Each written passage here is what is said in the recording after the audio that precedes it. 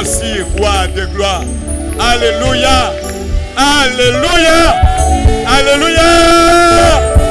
Alléluia. Alléluia. Amen. Nous sommes dans la joie. On peut saluer son frère, on peut saluer sa soeur avec joie. Nous sommes de la famille de Dieu. Nous sommes les enfants de Dieu. Même Père, même si nous avons des mères différentes, nous avons un seul Père. L'Éternel nous a engendrés en Jésus-Christ. Que son nom soit glorifié cet après-midi. Nous terminons aujourd'hui notre séminaire. C'est vraiment avec beaucoup d'ambiance que nous allons terminer. Nous saluons déjà la présence du Saint-Esprit qui est avec nous. Alléluia. Nous saluons la présence de Jésus-Christ que nous sommes en train de lever de tout notre cœur par le Saint-Esprit. Nous saluons la présence du Père qui a organisé ces moments afin que nous puissions, toi et moi, prendre part à ces assises depuis lundi jusqu'à aujourd'hui, vendredi. Dieu est merveilleux. Dieu est merveilleux. Amen. Nous nous apprêtons à écouter la parole de Dieu, mais je vais demander un service à tous ceux qui sont derrière. Vous êtes derrière là-bas.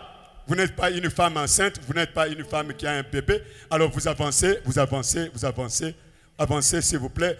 Et rendez le service facile au service de protocole parce que c'est le protocole qui m'a demandé.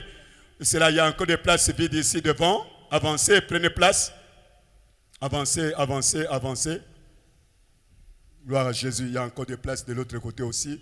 Vous qui êtes derrière, comblez les places devant qui sont vides, afin que ceux qui viennent derrière ne puissent pas vous gêner en passant pour aller prendre place. Que Dieu soit béni. Que Dieu soit béni. Est-ce que quelqu'un est béni le lundi? Lundi, quand nous avions commencé, là, y a-t-il quelqu'un qui était vraiment béni? Y a-t-il quelqu'un qui était béni? Je ne vois pas toutes les mains. Je crois qu'il y en a qui ont été bénis le mardi. Alors, mardi, vous qui êtes bénis le mardi, si vous êtes là, vous pouvez balancer. Et le mercredi, celui qui était là, celle qui était là, qui était abondamment béni. Et hier, jeudi, l'avant-dernier jour. Oh, alléluia. Est-ce qu'on peut acclamer le Seigneur Jésus? On peut acclamer le Seigneur Jésus. On peut acclamer le Seigneur Jésus. On peut acclamer notre Dieu. Vous savez, frères et sœurs, on a très bien commencé. Mais ce qui est très important, c'est la fin. Alléluia. La fin intéresse tellement le Seigneur Jésus-Christ que ce jour-là, il dit que c'est le dernier jour, il a dit que c'est lui qui a soif, qu'il vienne à lui et qu'il boive. Jésus est allé à la fête de noces, le mariage à Cana, le dernier jour également. Et dans la Bible, dans Ecclésiaste, il a dit, le Seigneur dit que mieux vaut la fin d'une chose. Alléluia. Mieux vaut la fin d'une chose que son commencement. Nous allons accueillir le pasteur Pascal, que nous aimons beaucoup avec nos applaudissements. Est-ce que quelqu'un peut pousser des cris de joie à la gloire de notre Dieu? Alléluia, alors que nous accueillons la parole de Dieu.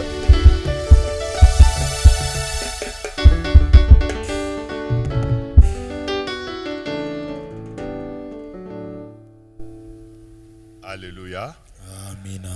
Que le nom du Seigneur soit béni. Jina la Bwana libarikiwe.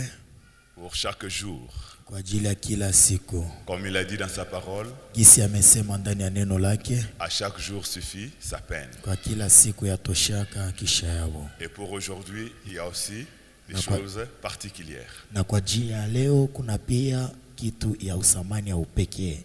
Je souhaite encore une fois la bienvenue à chacun de vous. Tunakaribisha tena kila mmoja miongoni mwetu.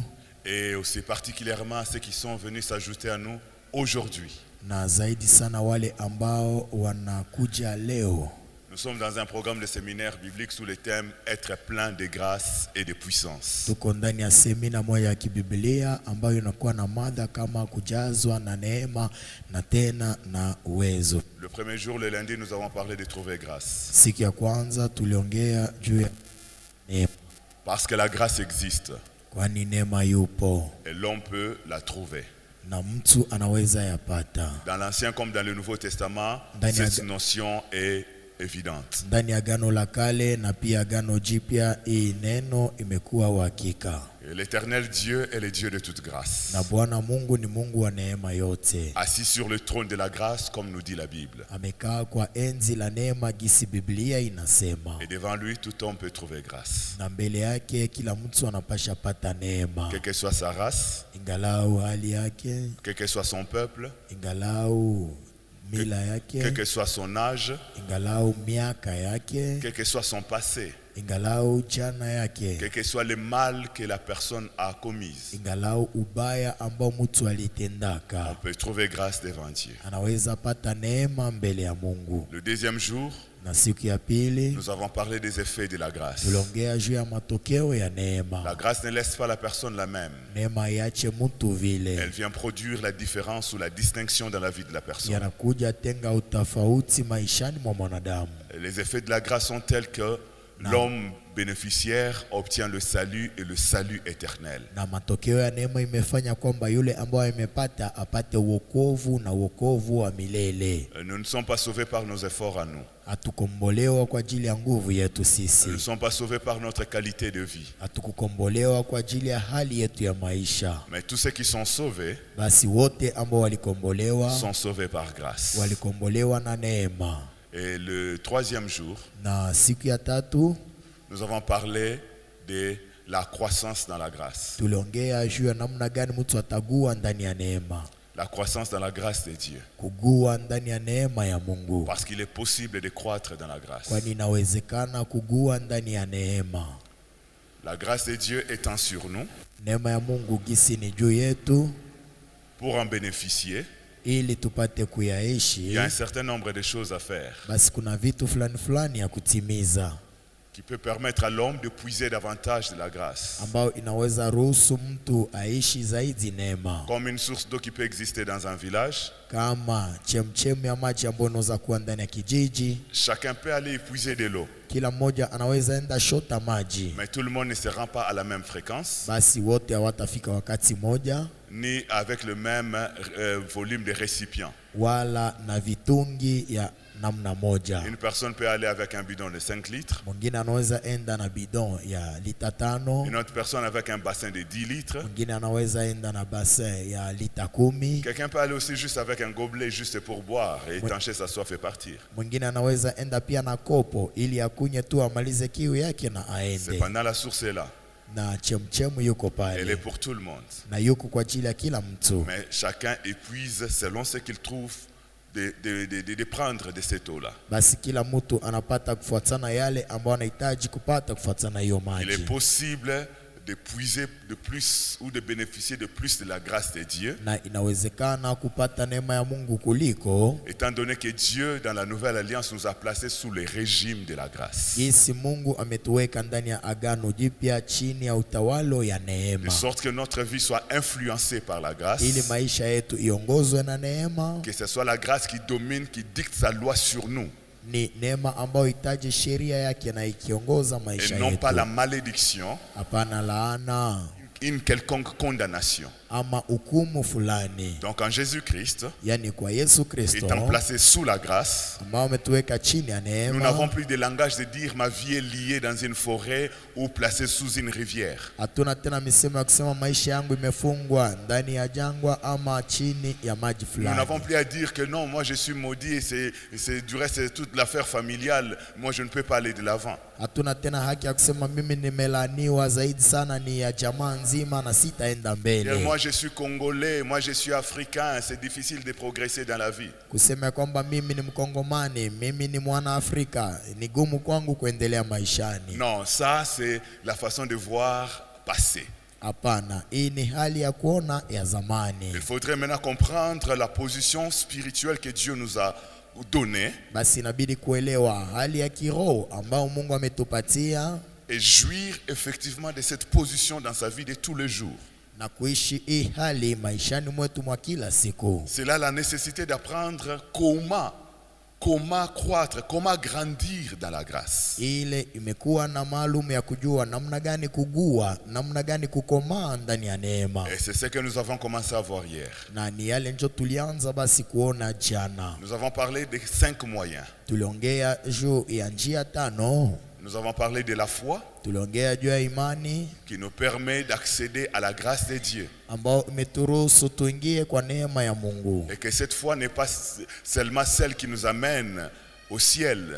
Na hii imani haiko yale ambayo imetupeleka tu mbinguni, Celle qui nous réconcilie avec Dieu par Jésus-Christ. yale ambayo imetupatanisha na Mungu kupitia Yesu Kristo, Mais aussi la foi comme confiance expresse ou exprimée en Dieu suite à des problèmes propres, spécifiques ou particuliers de la vie de tous les jours. na tena imani kama vitu vya upekee ambao tunalinganishwa na tunapatanisha na hali ya maisha ya kila siku.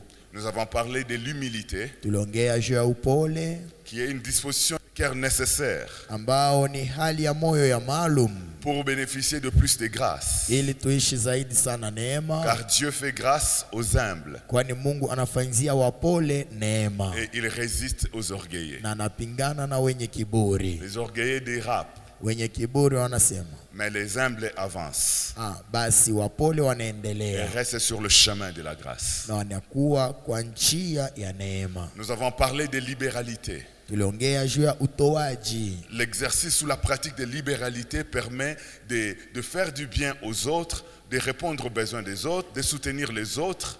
Et il y a plus de bonheur à donner qu'à recevoir. Tendo la kutoa imekuwa kusaidia wengine, kusaidia pia wale ambao wako ndani ya hitaji, na hiyo kazi imekuwa kutoa ni kuliko kupokea. Au lieu d'être là toujours tendant la main, attendre à ce qu'on puisse te soutenir, on puisse te donner, mais prendre maintenant la position de donneur.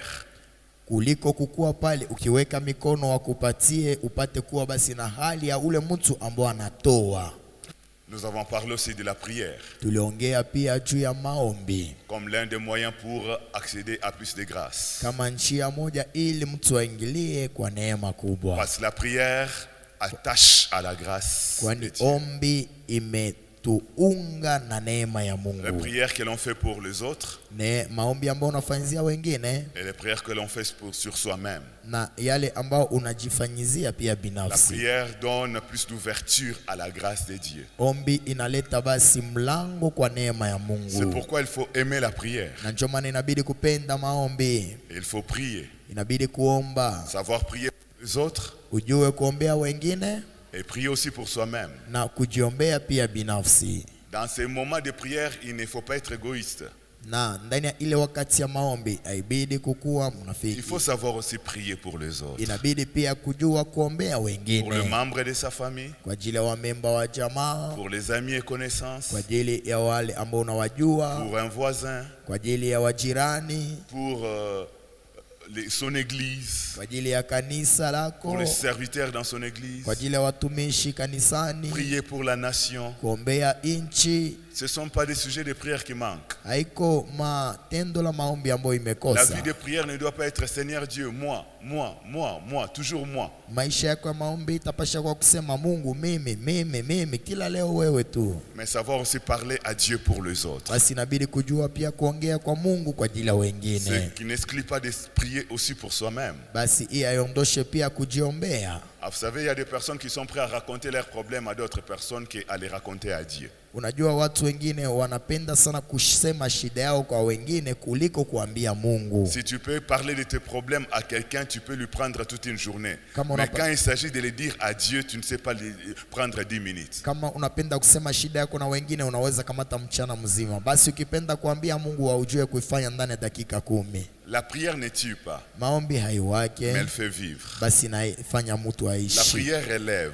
Maombi La inainua, prière fortifie. maombi La inajenga, prière fait ouvrir les portes. maombi inafungua La mlango, prière rend grand. maombi imeweka La kuwa prière mkubwa, donne des percées. maombi La imeingiza, prière fait avancer. maombi imetia mtu La prière, c'est anastahili. une activité spirituelle très intéressante. Maombi ni kazi ya kiroho ya maalum sana. On apprend à prier. Tunafunzwa kila mara kuomba Et ça s'apprend en priant. na imefunzwa kwa kuomba. Quand on aurait lu un livre sur la prière, Unaweza soma kitabu juu ya quand on maombi, aurait suivi un séminaire biblique sur la prière, unaweza fata semina ya kibiblia juu ya et que maombi l'on ne commence pas à prier, na hauyaanza on kuomba, n'apprendra jamais à prier. hautafunzwa kuomba. On apprend à prier Mtu anafunzwa kuomba lorsqu'on se met à prier. wakati anajiweka kwa maombi. C'est en priant ni kwa kuomba qu'on développe la vie de prière. ambao mtu anaendelesha maisha ya maombi. C'est très important dans la vie. Ni ya maana sana maishani. Nous avons parlé aussi de la connaissance, Na tuliongea pia juu ya qui ujuzi est un des moyens pour croître dans la grâce. ambao ni njia moja ili mtu ague ndani ya neema. Connaître et chercher encore à connaître. Kujua na kutafuta tena kujua Ne zaidi. jamais se prendre pour un connaisseur qui connaît déjà tout et qui n'a plus rien à apprendre. Usijitwale kama yule ambaye anajua yote na hana tena kitu ya kufunzwa.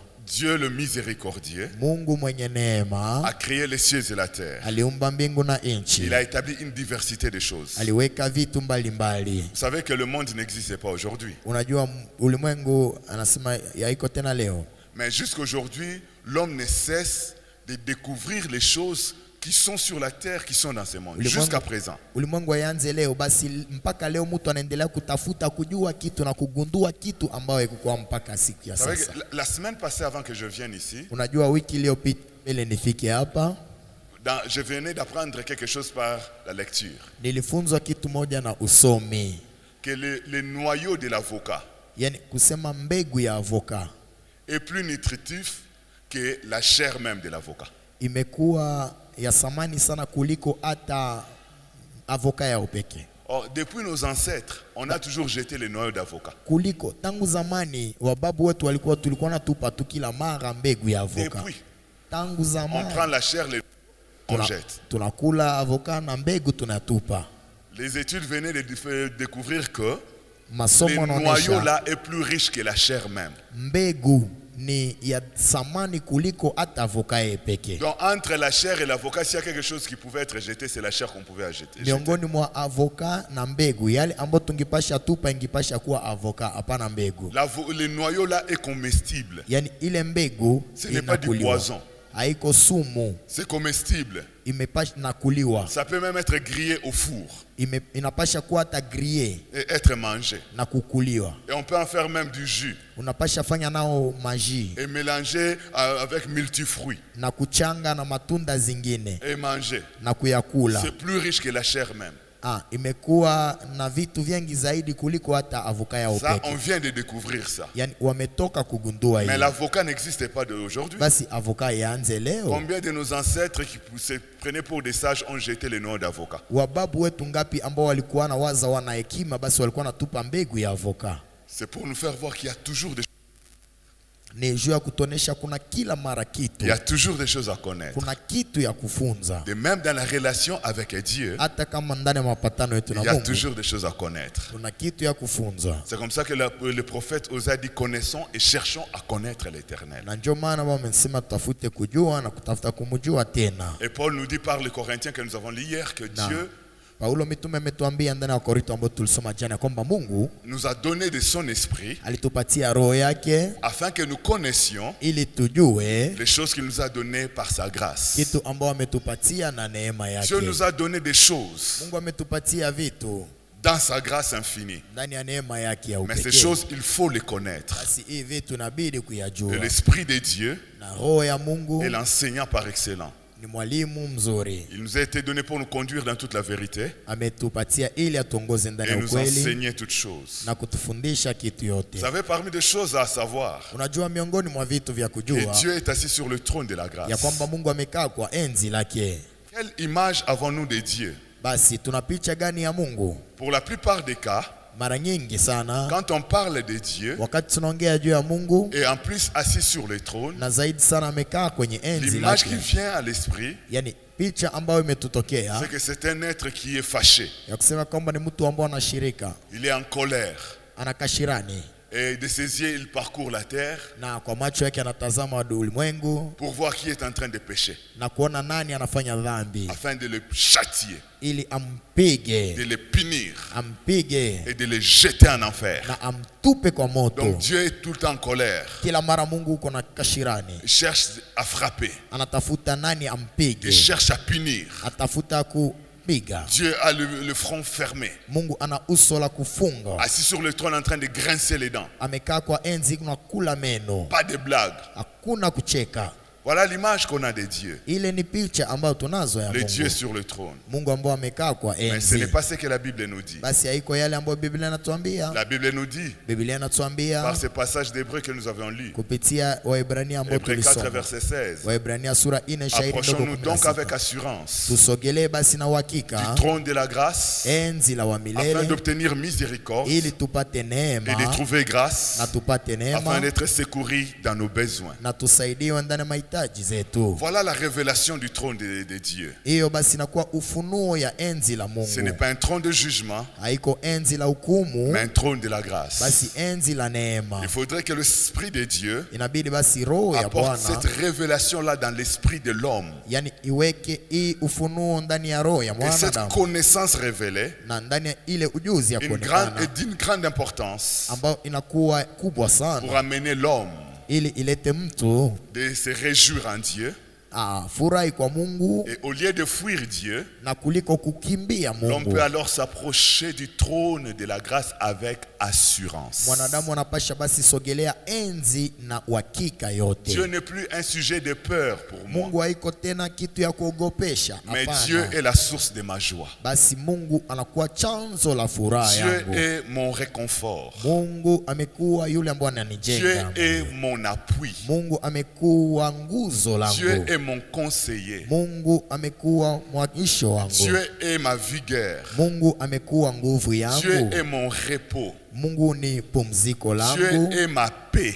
Mungu ni salama Dieu est yangu. mon allégresse. Mungu ni furaha Dieu est yangu. ma richesse. Mungu ni utajiri Dieu wangu. est ma gloire. Mungu ni utukufu Dieu est ma wangu. victoire. Mungu ni ushindi Dieu est wangu. ma rédemption. Mungu ni mkombozi Dieu est wangu. ma justification. Mungu ni ukweli Dieu est wangu. mon acquittement. Mungu ni Dieu ufungulivu est ma wangu. délivrance. Mungu ni Dieu mfungulivu est ma wangu. prospérité. Mungu ni kustawi Dieu est yangu. ma réussite. Mungu ni ushindi Dieu est wangu. ma guérison. Mungu ni uponaji Dieu wangu. est mon trésor. Mungu ni akiba Dieu est yangu. ma fierté. Mungu ni uwema wangu. Dieu est toute la raison de Mungu mon ni existence. kitu yote ambayo imefanya mimi niishi. Parce que j'ai connu Dieu. Kwani nimejua Mungu. J'ai reçu la révélation de Dieu. Nimepata ufunuo ya Alors je Mungu. m'approche avec assurance. Basi hapa nasogea na uhakika. Je ne suis pas comme Adam dans le jardin d'Éden Siko kama Adamu ndani ya bustani la qui fuit la Hawa présence de Dieu. ambao alikimbia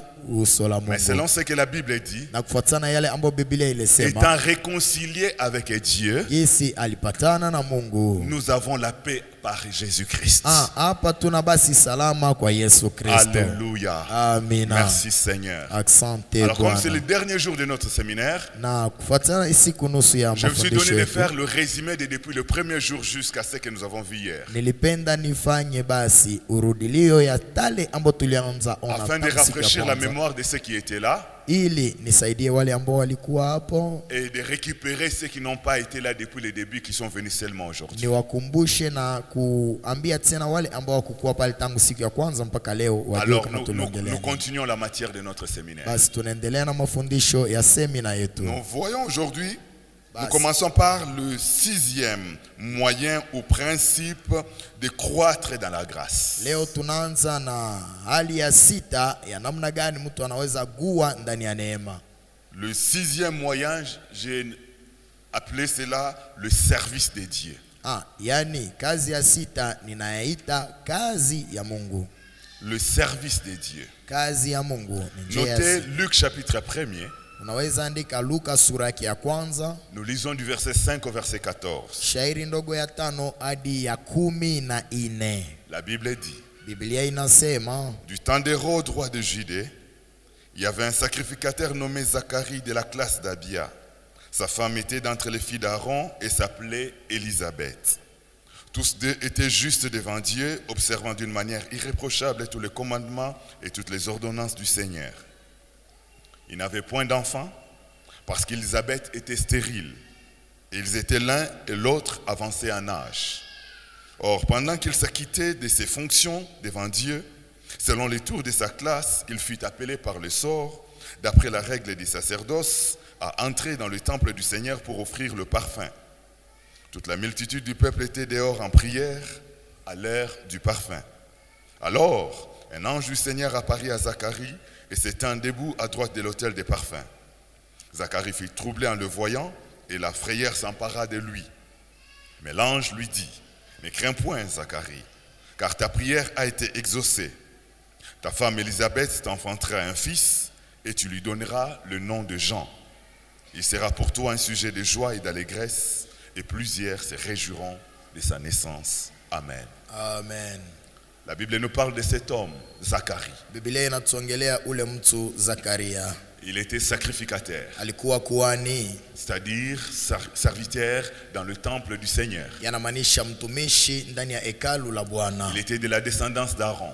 Alikuwa kizazi ya Aruni. Il était marié à une femme nommée Élisabeth. Aliolewa na mke moja jina lake Elizabeti. Seulement Élisabeth, sa femme, était stérile. Elizabeti mwanamke wake alikuwa tasa, Dans leur union conjugale, il n'avait jamais eu d'enfant. na ndani ya unyumba yao hakupata mtoto. Il se trouvait même que les deux étaient avancés en âge, Inawezekana hawa wawili walikuwa na miaka imeendelea, ce qui excluait la possibilité de concevoir pour Élisabeth. yale ambao haikuwa na wapatia basi hali ama ruhusa ya kupata mtoto nyumbani, Parce qu'elle avait déjà dépassé lointain la ménopause. kwani Elizabeth alikuwa miaka inaendelea, amepitisha wakati ya kuzaa. Malgré cette situation, Ingalau ile hali, Zacharie n'avait pas abandonné l'Éternel, Zakari yeye basi hakuacha Bwana ni le service de Dieu. ama kazi la Mungu. La Bible nous dit ce jour-là, Biblia inatuambia ile siku il était dans le service du Seigneur, alikuwa kwa kazi la Bwana, pendant qu'il s'acquittait de ses fonctions dans le temple du Seigneur. wakati ambao alikuwa anafanya kazi yake nyumbani mwa Bwana. Malgré le problème qu'il avait, Ingalau shida ambao alikuwa malgré la nayo, préoccupation qui pouvait ronger son cœur et celui de son épouse, ingalau kitu ambao ingipasha vunja moyo wake naye pia ya mais il mwanamke s'est wake, disposé pour servir Dieu. basi alijipanga sawa ili atumikie Il était Mungu. il était là encore. Alikuwa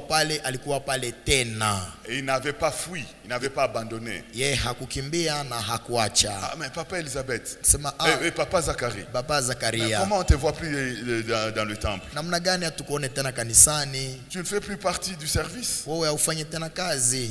Ah, Sema comment je vais servir moi? namna gani nitatumika mimi? Ah, si Dieu était vivant, Kama Mungu alikuwa kabisa il hai, n'aurait pas laissé ma femme stérile. hangepasha acha mwanamke wangu tasa. Si ce Dieu était vrai, Kama ule Mungu alikuwa kabisa, nous ne serons pas en train de vieillir sans enfants. hatungepasha zeeka pasipokuwa na watoto. À quoi sert de continuer encore, de continuer encore, de continuer encore? Kwa nini niendelee tena? Ce n'était pas ça la pensée et l'attitude de Zacharie. Haikukuwa ile mafikiri ama hali la Zakaria. Malgré le problème de stérilité qu'ils avaient dans leur couple, Ingalau shida ya utasa ambao walikuwa nao, et malgré leur âge très avancé, ingalau miaka ambao iliendelea, Zacharie était dans le service de Dieu. Zakaria alikuwa kwa kazi la Mungu. Alléluia. Amina. Zacharie était dans le service de Dieu. Zakaria alikuwa kwa kazi la J'aime cette Mungu. parole du Seigneur Mimi napenda sana hii neno la qui Mungu, dit que votre travail ne sera pas vain dans le sema Seigneur. kwamba kazi yenu haitakuwa bure mbele ya Et j'aime Mungu. une autre parole du Seigneur Napenda pia neno ingine ya qui Bwana, dit que si quelqu'un me sert, sema mtu akinitumikia mon Père l'honorera. baba langu atamheshimu. Alléluia. Amina. Et la Bible dit, Na Biblia inasema, l'Éternel Dieu dit, Bwana wa milele je n'ai point anasema, dit en vain chercher ma face. haiko kwa bure ambao natafuta uso langu. On ne travaille pas pour Dieu en vain. Hawatumikiake Mungu bure, Même si je ne peux pas recevoir les salaires des hommes, hata kama sitapata malipo ya mais wanadamu, Dieu est le rémunérateur de ceux qui le Basi cherchent Mungu- et de ceux qui le servent. Et Dieu paye mieux que les salaires des hommes. na Mungu analipa vizuri sana kuliko malipo ya wanadamu. Dieu paye mieux. Mungu analipa vizuri. Quand je me suis marié, Wakati mimi nilioa, j'étais déjà dans le service de Dieu. nilikuwa tayari ndani ya kazi. À l'époque, l'église me payait mensuellement un salaire de 70 dollars américains. Kwa kila mwezi kanisa ilikuwa nalipa malipo moja ya dola 17 ya Kiamerikano, C'est avec un salaire de 70 dollars américains que je me suis marié. na ilikuwa na hii pesa ambao niliolewa. J'ai eu à payer toute la dot et tout ce qui était demandé sur la liste sans aucune dette. Nililipa yote ambao waliniomba pasipo hata deni Je moja. n'ai pas laissé à ma belle famille d'organiser un service de recouvrement. Sikuacha jamaa jamaa la wa mwanamke wangu wapate kufanya kazi moja ya kutafuta pesa. Tout a été payé. Yote kabisa walipata. Avec un salaire de $70 américains. Na ilikuwa na malipo ya $17 ya Kiamerikani. Pour mon mariage, j'avais organisé 3 fêtes. Yani kwa ajili ya ndoa yangu tulifanya karamu 3. Une fête sur place à l'église La Borne-Pen. Karamu ya kwanza kwa La Borne-Pen. Une autre fête, la deuxième après l'église, nous sommes allés fêter dans une grande salle que nous avions louée. Karamu la pili ilikuwa ndani ya pali ambao tulilipa. Et après cela, nous avons organisé une 3e fête à Matadi parce que là j'étais maintenant à Matadi. Après le mariage à Kinshasa, avec mon épouse on est allé à Matadi. Une 3e fête à Matadi. Karamu la tatu tulifanya Matadi kwani tulitoka Kinshasa tukienda kule mwanamke wangu. Mais je n'avais jamais fait de faire part. Sikuandika ma faire part. Je n'ai pas distribué de faire part à qui que ce soit. Sikugawa faire part na mtu yoyote. Ni aux membres de ma famille, ni aux membres de l'église. Hata na wamemba wa jamaa yangu, hata na wamemba wa kanisa. Mais nous avons organisé toutes ces fêtes sans aucune dette. Basi tulifanya hii karamu pasipo deni hata moja. Si quelqu'un me sert, Mutu mon père akinitumikia, l'honorera. baba wangu atamheshimu. Dit le Seigneur Jésus. Asema Bwana Yesu. Le service de Dieu est un moyen qui nous fait grandir dans la grâce. Kazi ya Mungu ni njia ambayo imetukomalisha ndani ya neema. Aussi Zacharie avait abandonné. Kama Zakaria aliacha hiyo kazi. Vous pensez que ce jour-là il aurait reçu cette visitation angélique? Unawaza kwamba ile siku angipasha pata hiyo utembezi ya umalaika? Si Zacharie avait abandonné, Kama Zakaria aliacha, il mourrait sans enfant. angipasha fariki pasipo kuwa Sa na femme mwana. mourrait stérile. Mwanamke wake angipasha kufa Mais tasa. dans le service de Dieu, Basi ndani ya kazi la Mungu, Dieu s'est souvenu de lui. Mungu akamkumbuka. Dieu l'a béni. Mungu Je akamlipa. vous assure que dans le service de Dieu, je vis Dieu bénir autant de personnes. Najua kwamba ndani ya kazi la Mungu niliona Mungu kubariki watu wengi. Le pasteur Boutou est là. Mchungaji Butu yuko Nous avons hapa. travaillé ensemble avec lui au département d'évangélisation de la Borne-Pen. Tulitumika naye ku evangelisation ya La Borne-Pen. Des années et des années. Mamiaka na mamiaka. Nous avons dormi par terre dans des Tulilala, retraites. tulilala chini Nous kwa avons maombi ya mangé kufunga. pendant des semaines et des semaines rien que des bouillies. Tulikula masiku na masiku matunda tu. Nous avons travaillé sans aucune idée que l'église La Borne-Pen puisse nous payer. Tulitumika pasipo kujua hata siku moja kama la Borne Nous avons itatulipa été kidogo. ici et là pour l'évangélisation porte à porte, pour la campagne d'évangélisation, pour implantation de XY Église Extension de la Borne. Uko na kule tukitumika kufungua kanisa na kuendelesha kazi ya Mungu. Nous avons une histoire avec lui. Tuna hadisi pamoja naye. Et il peut témoigner de ce que je dis. Na anaweza shuhudia Et yale de tout cela avec qui nous avons ainsi été dans le service de Dieu. wote ambao tulikuwa nao kazi la Au Mungu temps où je vous parle, ambao nawaongelea nombreux, wengi Dieu les a distingués dans la vie. Mungu amewakumbalisha maishani. Nombreux. Wengi Je peux me mettre à citer, la liste est longue. napasha anja kuwataja, wako wengi Nous kabisa. étions ensemble avec les papas Telexi Roubouye, Tulikuwa pamoja na baba en train de Rubuye. dormir sur les nattes. Je ne sais pas s'il y a des personnes qui le connaissent ici. Tulikuwa tukilala juu Moi, ya je sais qu'il a des affaires sijui. ici à Bounia et dans beaucoup de coins ici. Amekuwa hapa na kazi yake Bunya, Mwenyezi Kanana, na iko pia fasi Nous nyingine. étions ensemble à faire les pieds pour aller évangéliser porte à porte, aller au sanatorium, aller ici et là à pied, des fois à Limité pour aller implanter l'extension à Limité. Il n'y a pas de transport. Les distances de Kinshasa là, on fait ça à pied et sans murmure. Kinshasa gisi ni kubwa na hiyo distance yote tulikuwa nafanya na miguu na hata hakuna mtu ambaye alikuwa anajuta. Aujourd'hui, si je peux avoir un véhicule Basi leo kwa na et gari si quelqu'un pouvait murmurer kama mtu anapasha et kuhuzunika grincer les dents pour cela, na kufunga meno kwa ajili haya, ses dents vont se casser inutilement. yani meno yake yanapasha vunjika bure. Parce que Dieu sait combien j'ai marché à pied à cause de son service. Mungu anajua mara ngapi nilitembea na miguu kwa ajili ya kazi yake. Alléluia. Amina. Il est le rémunérateur. Yule ambao Dieu analipa, bénit. Mungu Nous anabariki. étions avec le pasteur Guyaman qui est à Lubumbashi, Tulikuwa na mchungaji qui Nyamani dirige ambao yuko l'église La Borne à Lubumbashi, Lubumbashi. Et quel est le ministère qu'il est en train d'accomplir là-bas? ambao iko na kanisa la Borne Lubumbashi. Nous Ujue étions avec le huduma gani pasteur anafanya. Serge Lusandou qui est à Mwanda, avec une grande église, un grand ministère qu'il est en train d'accomplir Tulikuwa là-bas. na pasteur Serge Lusanu ambao yuko kwa Mwanda anafanya kazi kubwa kule pia. Nous étions avec Bampile, Yves Bampile, qui est le représentant, bon, je l'appelle Yves Bampile, bon, ça passe. Si je dois tenir compte de la communauté, je vais l'appeler révérend représentant provincial. Servir Dieu, c'est une voie de grâce et de bénédiction. Kutumikia Mungu imekuwa njia mzuri ya baraka. Et là, je veux encourager quelqu'un qui est assis sur la chaise et qui n'a jamais pensé adhérer aussi dans un département, servir aussi au sein de l'église. Saisis les temps, comprends les temps, comprends la saison. Le moment est arrivé de te lever et d'être aussi dans le service de Dieu. Alléluia. Ne dis pas, papa, moi je travaille, je n'ai pas le temps. Usiseme oh baba mimi natumikaka sina wakati. Le temps ne t'attend pas. Muda haikuchunge. Et si tu peux aller au travail, c'est parce que le maître des temps te donne le souffle de vie. Kama unapashinda kwa kazi ni kwani Mwenyezi majira na kupatia pumzi. Et s'il te retire ce souffle-là, na akikondoshia hii pumzi, tu n'auras plus le temps d'aller dans ton bureau. Hautakuwa tena na wakati ya kwenda kwa kazi. C'est pourquoi na ndio maana je te demande pas de démissionner. Sikwambie uache kazi. Je te demande pas de ne plus faire autre chose dans la vie. Pia kwamba usifanye kitu kingine maishani. Mais je te demande, basi nakuomba, dans le temps que Dieu te donne, ndani hii muda ambao Mungu anakupatia, donne une portion à Dieu. Upatie Mungu sehemu. Alléluia. Amina. Donne une portion de Dieu. Mais dans le programme de servir aussi Dieu. Yani utie ndani ya orodha wako kazi ya Mungu pia. Vous savez tout ce que nous pouvons recevoir comme salaire sur la terre. Unaona yote ambayo tunaweza pata kama malipo duniani. Vous travaillez dans une entreprise ou dans un organisme. Kwa kampuni ama kikundi fulani. Vous êtes vous-même entrepreneur. Wewe peke umefanya kazi yako binafsi. Tout ce que nous pouvons gagner. Hii yote ambayo tunaweza pata. Ça peut nous servir. Inaweza tusaidia. Dans la vie présente. Ndani ya maisha ya sasa. Pour construire. Kujenga. Pour acheter des biens matériels. Kwa kuuza mavitu. Véhicules et tout ça. Gari, la nourriture, le vêtement. La scolarité mavazi, de nos enfants. Kulipa aller faire le tourisme dans tel coin du monde. Yani kwenda fanya tourisme uko na kule. Tout ça, ce n'est pas un péché.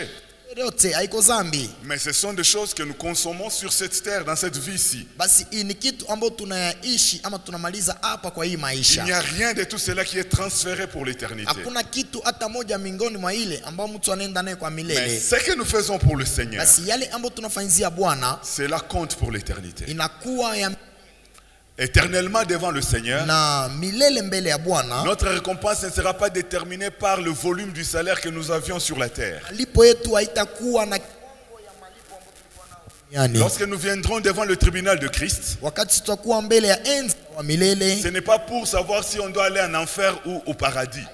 Juu ya kujua kama tutaenda kwa moto ama kwa mbinguni. Non, rien à voir. Hapana, hakuna. Quiconque sera déjà devant le tribunal de Christ, c'est-à-dire qu'il est sauvé. Yote ambayo takuwa mbele ya enzi la Mungu amekombolewa. Mais c'est maintenant pour recevoir la récompense avec laquelle on vivra éternellement dans la gloire de Dieu. Basi itakuwa kwa ajili ya kupata malipo ambayo tutaishi na milele mbele ama ndani ya utukufu ya Mungu. Cette récompense n'est pas déterminée par la foi d'avoir donné son cœur à Jésus-Christ. Na hii malipo itakuwa na imani ya kutoa maisha kwa Yesu Kristo. Mais par ce que l'on a fait pour Dieu depuis le jour où on a donné sa vie à Christ. Basi kwa yale ambao tulifanya kwa ajili ya Mungu tangu tulilotoa maisha yetu kwa Mungu. Voilà ce qui détermine la couronne de gloire éternelle. Na hii ndio inakuwa kama enzi la utukufu ya milele. C'est pourquoi bien-aimés servons le Seigneur. Na ndio maana wapendwa wa kaka na dada tutumikie Mungu. Frères, servons Dieu. Oh kaka na dada tutumikie Mungu. On ne doit pas s'attendre si on est choriste à ce que pour que je vienne,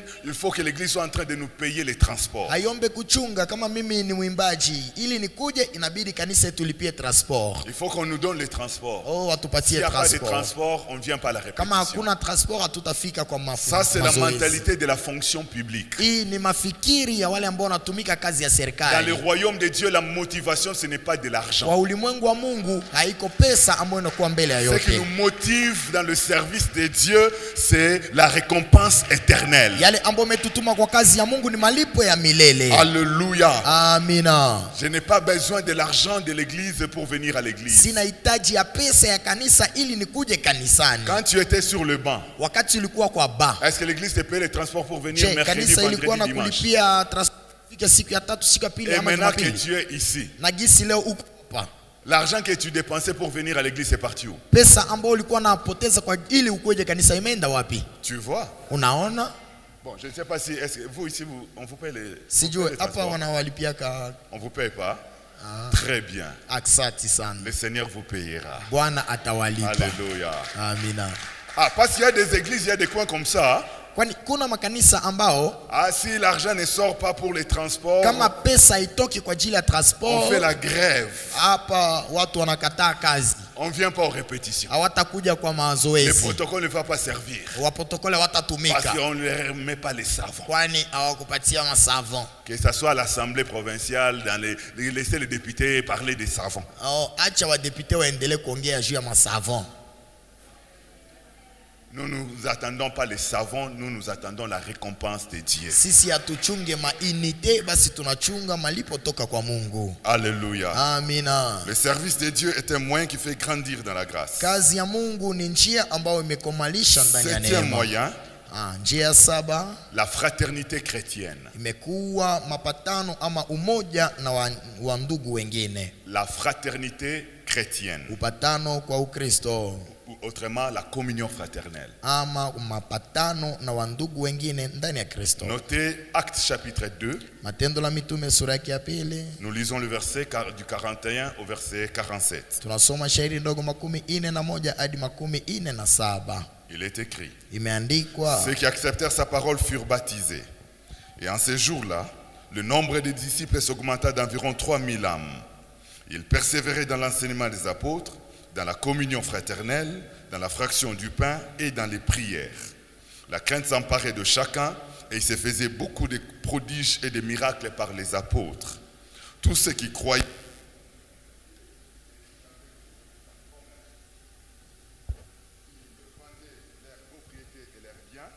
et ils en partageaient les produits.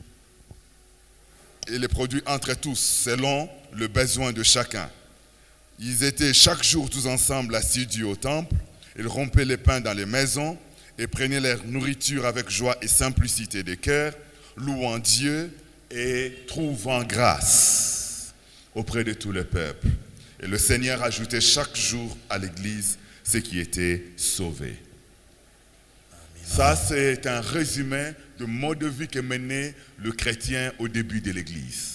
ilikuwa basi maisha ya Wakristo kwa mwanzo ya kanisa. Ils étaient caractérisés par la communion fraternelle, Yani walikuwa wakiishi umoja, par l'unité de cœur.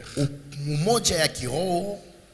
Ils n'étaient pas dans le chacun pour soi et Dieu pour tous, Hawakukuwa ndani ya kila mmoja na yake na Mungu kwa ajili yetu sie bote, mais ils avaient un cœur qui se considéraient les uns les autres, basi walikuwa na moyo ambao kila mmoja alikuwa anatazama mwingine, qui se portaient à cœur, walikuwa qui ne se wanajisaidia, considéraient pas comme des ennemis, hawakuwa wanajiona kama wadui, comme des frères, kama wandugu, de fils et de filles d'un même père, watoto wa baba moja appartenant à une même maison. ambao wako ndani ya nyumba Il n'y moja. avait pas de rivalité entre eux. Hakukuwa basi ubaya Ils katikati n'étaient pas wao, dans les critiques, dans les colportages, dans les calomnies, dans les médisances. hawakukuwa ndani ya masengenyo, ndani ya kuongea mbaya, Persévérer dans la communion fraternelle, nous dit la basi Bible. walikuwa wakiendelea ndani ya umoja. Biblia Ils étaient inasema ensemble dans l'esprit de prière. walikuwa pamoja ndani ya Ils maombi, étaient ensemble même dans des visites, dans des domiciles. La Bible dit qu'ils rompaient le pain dans des maisons. Biblia inasema walikuwa wanajitembelea na walikuwa nakula mkate pamoja. Donc, un cœur, une unité. Yani moyo moja ama roho moja, Et la Bible nous dit, na Biblia inasema et trouvant grâce devant le peuple. walipata basi neema mbele ya Baba. Dans la communion fraternelle, Ndani ya uhusiano il y a aussi une grâce appropriée qui se libère. kuna pia neema ambayo La inamwangika, Bible dit na Biblia qu'il inasema est doux et agréable ni vizuri pour deux frères kwa wandugu de demeurer unis ensemble. kukaa pamoja, Car c'est là que l'Éternel envoie la bénédiction kwani ni pale ndio Bwana amewanga et la vie baraka pour l'éternité. na uzima milele. Il y a la bénédiction qui est rattachée à l'unité fraternelle. Kuna baraka ambayo unajishika na umoja. Il y a la grâce qui coule et que l'on peut saisir lorsqu'on est unis. Kuna neema ambayo yanamwangika ambayo tunapasha shika wakati tuko pamoja, Et ces grâces sont multiples. na hii neema ni Je mengi. peux citer quelques-unes. Naweza taja moja moja. Le mariage, par exemple. Ndoa kwa mfano, Ah, mais moi, mon épouse, je l'ai trouvée où? mwanamke wangu nilimpata wapi? Non pas dans les réseaux sociaux. Hapana kwa reseaux sociaux, C'est dans l'église. ilikuwa kanisani. Alléluia. Dans la communion fraternelle ndani ya upatano ama que j'ai pu umoja, découvrir cette belle et bonne femme, na nikenda gundua ule mwanamke nzuri une perle rare ambao ni mrembo, qui apaise mon cœur ambao anapumzisha moyo wangu, et qui fait dans mon cœur une couverture totale comme jamais auparavant. ambao amekuwa ndani ya roho yangu kama blanketi ambao haikukuwa kamwe. C'est dans la communion fraternelle. Imekuwa ndani ya upatano. Si elle n'était pas à l'église, Kama hakukuwa kanisani, elle allait manquer un homme. angepasha kosa mume. Et si moi je n'étais pas non plus à l'église, Na kama je mimi pouvais sikukuwa épouser une kanisani, femme avec qui de temps en temps c'est le combat de boxe qui s'organise à la maison. Et toi tu donnes, elle aussi. Piga na yeye pia anapiga. Donc un mariage conflictuel. Ndoa ambao shida yuko mengi, Mais lakini voici la bénédiction dans la communion fraternelle. tazama baraka ndani ya uhusiano. Possibilité de trouver le mariage Inawezekana mtu apate ndoa avec un bon homme ou avec une bonne femme. na mwanamke nzuri ama na kaka nzuri Ça fait pia. partie de la grâce. Imekuwa miongoni mwa neema. Dans la communion fraternelle, on peut trouver de l'emploi. Ndani ya uhusiano mtu anaweza pata kazi Telle personne travaille quelque part fulani, anatumika fasi fulani et il y a des postes à pourvoir. na kuna kazi pasi Ah, Paulo. il pense dire non, à l'église nous avons des frères, nous avons des sœurs. Anaweza sema kanisani tuna wandugu wa kaka na wadada. Frère tel, Ndugu est-ce que fulani. vous avez du travail? Oh non. Mais, una est-ce que tu as un kazi? dossier? Tu peux amener. Il y a, on engage quelque part. Leta madosie yako, kuko kazi fasi fulani. Combien à partir de la communion fraternelle ont trouvé de l'emploi? Wangapi ndani ya masiano wamepata makazi? On peut trouver un soutien sur le plan financier Unaweza pata msaidizi fulani kwa à partir de la kipesa communion fraternelle. ndani ya mapatano na wandugu. Un soutien social, Yani kusaidiwa un réconfort moral. yani kujengwa mafikiri Peut-être ama qu'on nguvu. est déprimé, Yani ulipoteza on est nguvu, dépassé par des problèmes. ulichanganyikiwa na Mais un mashida. frère peut être un appui pour vous. Kaka moja anaweza kujenga Une moyo, sœur peut être un soutien pour vous. dada moja anapisha paka Le kujenga moment de moyo. maladie, par Kwa exemple, wakati ya magonjwa ou kwa le moment de mfano, deuil, ama wakati ya ou kifo, une difficulté quelconque, ama ndani ya magumu les frères et fulani, sœurs peuvent être un vrai soutien. kaka ama dada fulani napasha Des fois kukusaidia même plus kabisa, que les membres de nos familles biologiques. zaidi sana kuliko hata wamemba wa jamaa Bien aimé, zetu. il y a la grâce dans la communion fraternelle. Mpendwa, kuna neema ndani ya C'est mapatano pourquoi na dans wandugu. l'église, il ne faut pas venir juste... Donc moi je pars à l'église juste pour Dieu. Je pars pour Dieu, je n'ai pas besoin des gens. Je me mets là-bas, dès qu'on fait la prière finale, moi je pars. Non, kusema non, kanisani naenda tu kwa ajili ya Mungu. moi j'aime pas les choses de parler avec les gens. mimi Je sipendaki sais que quand vous kuongea na commencez à watu, parler avec les gens, wakati unaongea na ça watu, provoque des problèmes. Ça inaleta crée des mashida. problèmes. Inaleta mashida. Surtout moi, Mimi même si je suis une femme, moi j'aime pas vraiment être avec des femmes. Hein. hata kama niko mwanamke Les sipendi kuwa na wanawake. femmes sont calomnieuses. Wanawake wanatetemeka. Les femmes savent raconter des choses. Wanawake C'est wanapenda pourquoi sema kitu moi wengine. à l'église, moi je Najua pars seulement pour le mimi, Seigneur mon mimi, Dieu. naenda tu kwa ajili ya Mungu Quand on wangu. termine, moi je prends mon sac. Nakamata Et je karatasi toi là yangu. même Na- réunion de maman. J'aime Oh, pas. jina mama. J'aime pas. Parce que là, il y a Oh, souvent des problèmes qu'on rencontre là-bas. Il est doux et agréable pour deux frères d'être unis ensemble. Ni vizuri kwa wandugu wakae pamoja. Tant que tu n'as pas encore de problème, peut-être tu ne réalises pas l'importance de la communion fraternelle. Kama haujakuwa na shida, yani hauja maana ya kukua pamoja. Les jours où tu auras un problème sérieux Siku ambayo utakuwa na shida et kubwa tu te trouves dans le besoin des autres, na unajikuta ndani ya hitaji ya et wengine, les autres disent, na wengine wanasema toi tu n'as jamais voulu wewe haujapendaka être avec les gens, kuwa na watu, tu venais à l'église seulement pour Dieu. ulikuwa kanisani kwa ajili ya Que Mungu. Dieu seul s'occupe de toi Basi Mungu tu et nous ne akusaidie viendrons pas. na sisi hatutakuwa. Et là tu vas commencer à dire, dans Na cette pale église il n'y a pas utasema, l'amour. ndani ya hii kanisa hakuna mapendo. Et puis ils se visitent seulement entre eux. Wanatembeleanaka tu katikati yao. Ils choisissent toujours des visages. Wanachaguaka kama walike wa nani. Alors le choix de visage là, c'est quel genre de visage? Na Rond, ile uso ni ya namna carré, gani? triangulaire. Quel est le critère de visage que l'on choisit à l'église? Ile uso ni ya mwekundu ama ya mweusi, ni ya kuwaka ya namna gani? Non, on ne choisit pas de visage. Hawacha uso, Mais il y a Lakini. réciprocité. basi kuna pia hali On donne que ce que l'on a. Mtu kila mara analeta yale Et ambao c'est qu'on wanazo. donne, quand on donne, Na yale unazo. le Seigneur a dit, pana, donnez, na il vous Bwana sera amesema, donné. Mais mutoe, si vous ne donnez mutapona. jamais, Na il kama sera wewe aussi utoe, difficile que vous receviez des na autres. itakuwa gumu wewe pia upate kutoka kwa wengine. La communion fraternelle est un moyen fort pour trouver certaines grâces. Undugu ni njia kubwa ili tupate neema fulani. Tiens, dans la prière de la part de frères Yani unapasha pata maombi ya wandugu et tant d'autres grâces. na manema zingine. 8e moyen de grandir dans la grâce, Njia ya 8 ya kukomaa ndani ya neema les dîmes et les offrandes. imekuwa sadaka na 1/10. Les dîmes et les offrandes. Sadaka na 1/10. Notons Proverbe 3, Tunasoma ndani ya Mezali sura yake ya 3 le verset 9 et 10. shairi ya 9 na ya 10. Proverbe 3, 9 et 10. Mezali sura yake ya 3 Il est écrit, shairi ya 9 na 10 imeandikwa. honore l'Éternel avec tes biens Alléluia. et avec les prémices de tout ton revenu. Alors, tes greniers seront remplis d'abondance et tes cuves regorgeront de mou. Alléluia. Amina. Honore l'Éternel avec tes biens. Heshimu Bwana na vitu vyako. Vous voyez la recommandation? Naona hiyo N'est pas seulement honorer l'Éternel avec tes lèvres. haiko tu heshimu Mungu na kinywa. Najitoa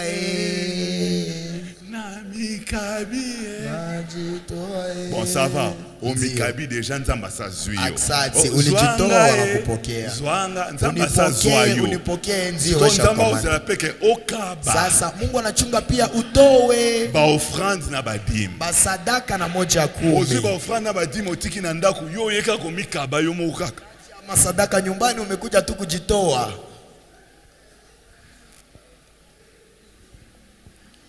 Et là même moi nzamba zoyo ezate pas tant nzamba ngoko zoyo siko badim na ba offrande na lokoti kana ndaku e okanga yo benda yo na se. Yani Anga hakuna hali ya Mungu kama non moyo kende zate namna uende singa kangi kuyo kuna jina saka badim na ba offrande na. Umefungwa huku chini.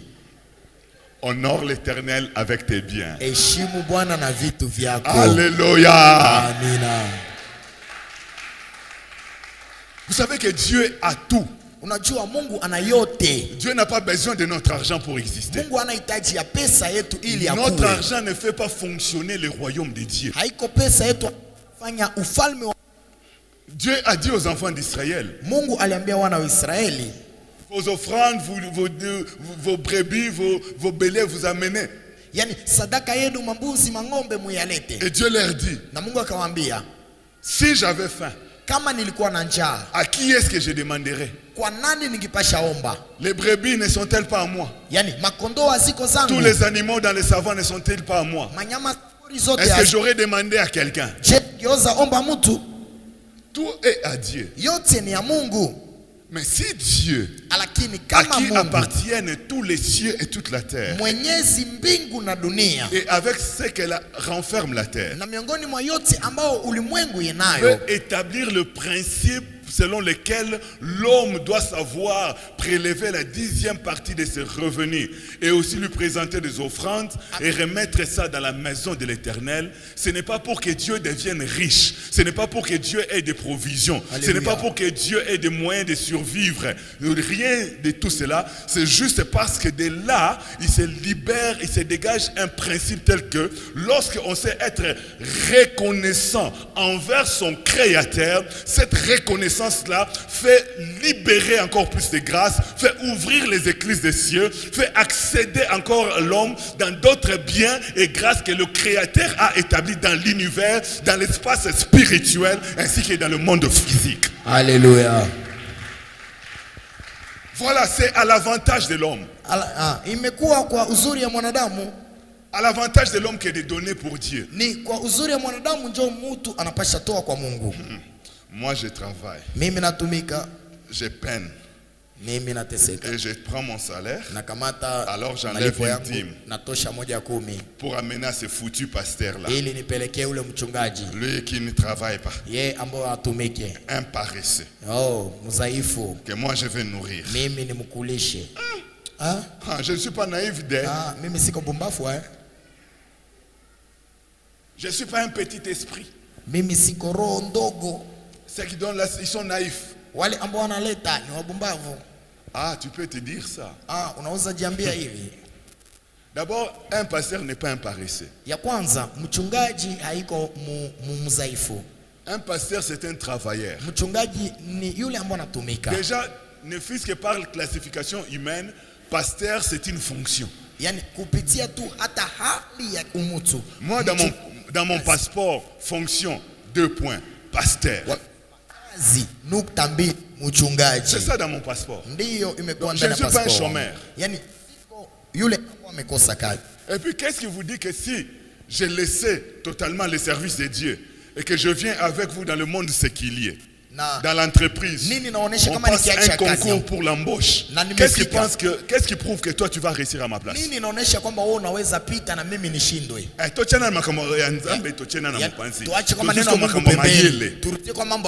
qui te rassure que toi tu vas me dépasser? Donc si je suis pasteur, c'est pas parce que je suis nul pour autre chose de la vie. Ce n'est pas parce que je ne suis pas capable de travailler dans une entreprise. C'est pas parce que je ne suis pas capable d'être commerçant. C'est pas parce que je ne suis pas capable d'entreprendre, de lancer une entreprise. Donc quand je suis pasteur, je ne suis pas un fainéant. Je suis un travailleur. Vous pensez que prêcher c'est facile, hein? Tel que je suis en train de prêcher comme ça, si je dis bon, on fait les tours. On commence de quel côté? Choisissez. On commence ici ou bien l'un après l'autre. Chacun de nous passe pour prêcher sur être plein de grâce et de puissance. L'un après. On commence quel côté?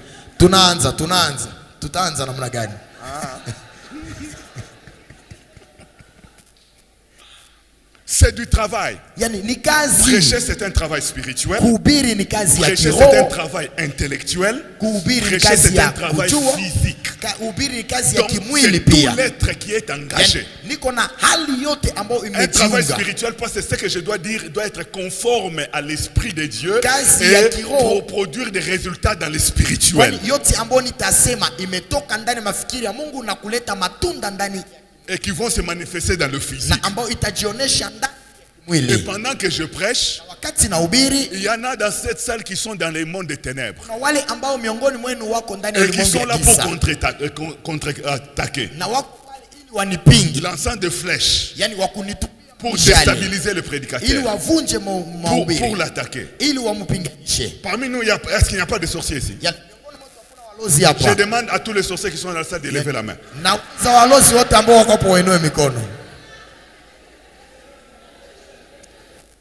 Bon, on dirait qu'ils ne sont pas venus ce soir. C'est un travail spirituel. On a affaire à une confrontation de puissance. Donc ne taxez pas de pasteur de paresseux. Au degré de combat que nous recevons, peut-être si c'était toi, tu serais déjà en train de pleurer dans ta chambre. Je fais un rêve, je vois, on est venu m'étrangler.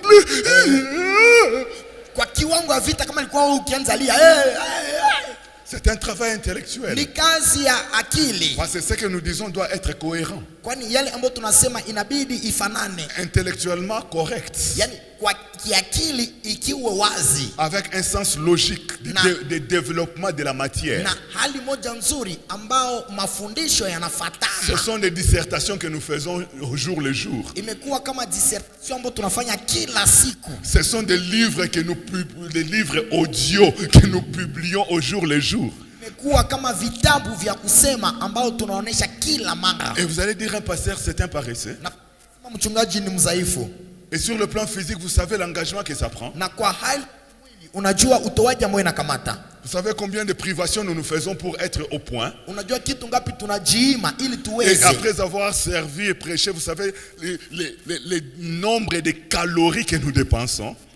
kuhubiri. Unajua hesabu ya nguvu ambayo tunapoteza. Rien que 30 minutes de prédication, vous savez que ça vaut sur le plan, si on fait les calculs des calories dépensées. Kwa kiwango ya mahubiri tukamata tu dakika 3, unajua nguvu ambao mtu anaweza poteza. C'est pourquoi l'Éternel Dieu dit Na ndio maana Bwana anasema dans Malachie chapitre 3 verset 10, ndani Malaki apportez dans la maison du trésor nyumbani mwa Bwana vos dîmes et vos offrandes.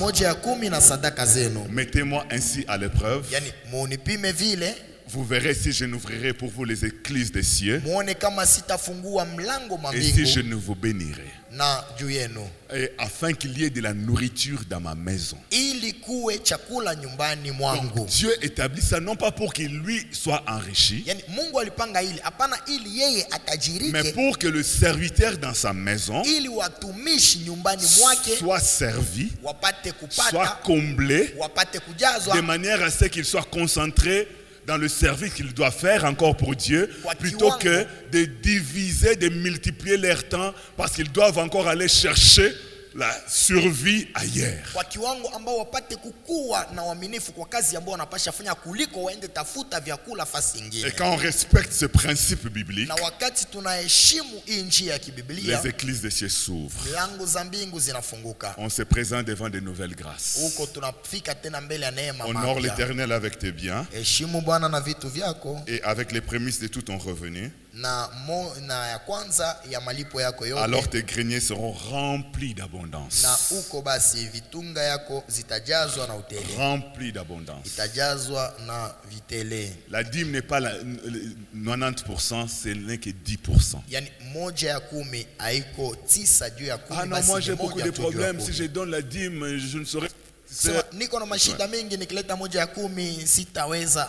Jamais le 10% saura combler tous tes besoins. Haiko 10 yote ambayo itamaliza shida yako. Obéis, Ti, place ta confiance à Dieu, weka tumaini kwa Mungu, paye la dîme. lipa basi moja ya 10. Le reste à part. Na vingine chunga tu.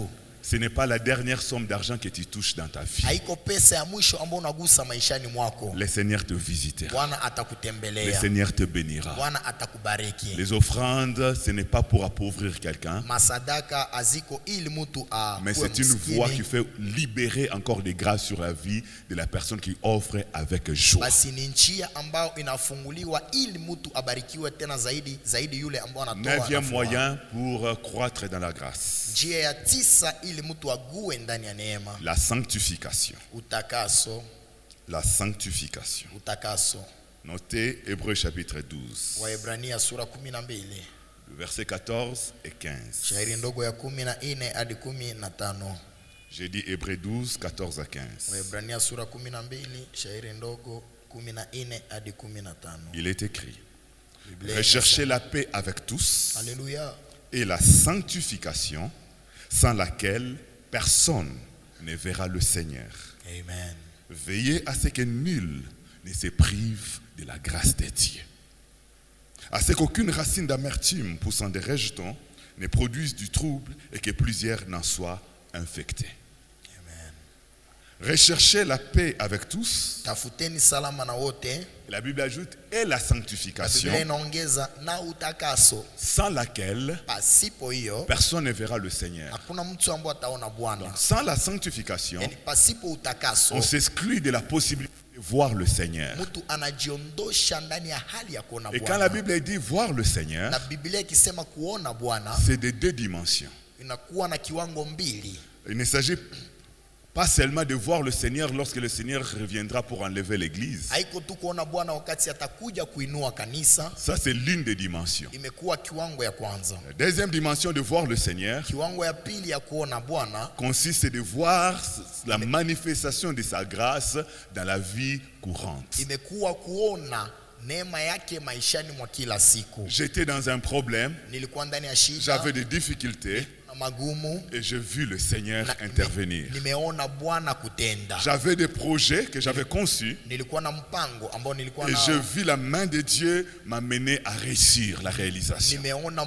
mkono wa Bwana kuniongoza C'est niweze. ça voir le Seigneur. Ni hiyo kuona Bwana. Donc ce n'est pas réservé à l'éternité. Haiko tu kwa ajili ya wa milele. À l'éternité, oui, Ndiyo, milele ndiyo, et dans le temps présent aussi déjà. na wakati wa sasa pia. Sans la sanctification, Pasipo utakaso personne ne verra le Seigneur. hakuna yule ambaye ataona C'est comme Bwana. ça que vous voyez le verset qui suit Na ndio maana unaona shairi ya kufuata dit: veillez à ce que nul ne se prive de la grâce de Dieu. imesema kwamba kesheni ili kusikue mtu ambaye atakosa neema ya Vous Bwana. voyez comment la recommandation à rechercher la sanctification est rattachée à la grâce de Dieu. Umeona kwamba hiyo neno imetuma kushikana na neema ya Mungu. Veillez à ce que nul ne se prive de la grâce de Dieu. Kesheni ya kwamba kusikue mtu ambao atajiima neema ya Est-ce que Mungu. nous avons vu le verbe? Je, tumeona hii tamko Il n'est pas dit attention, Dieu va vous priver de sa grâce. haikusema angalisho Bwana atawaima neema yake. Non, non.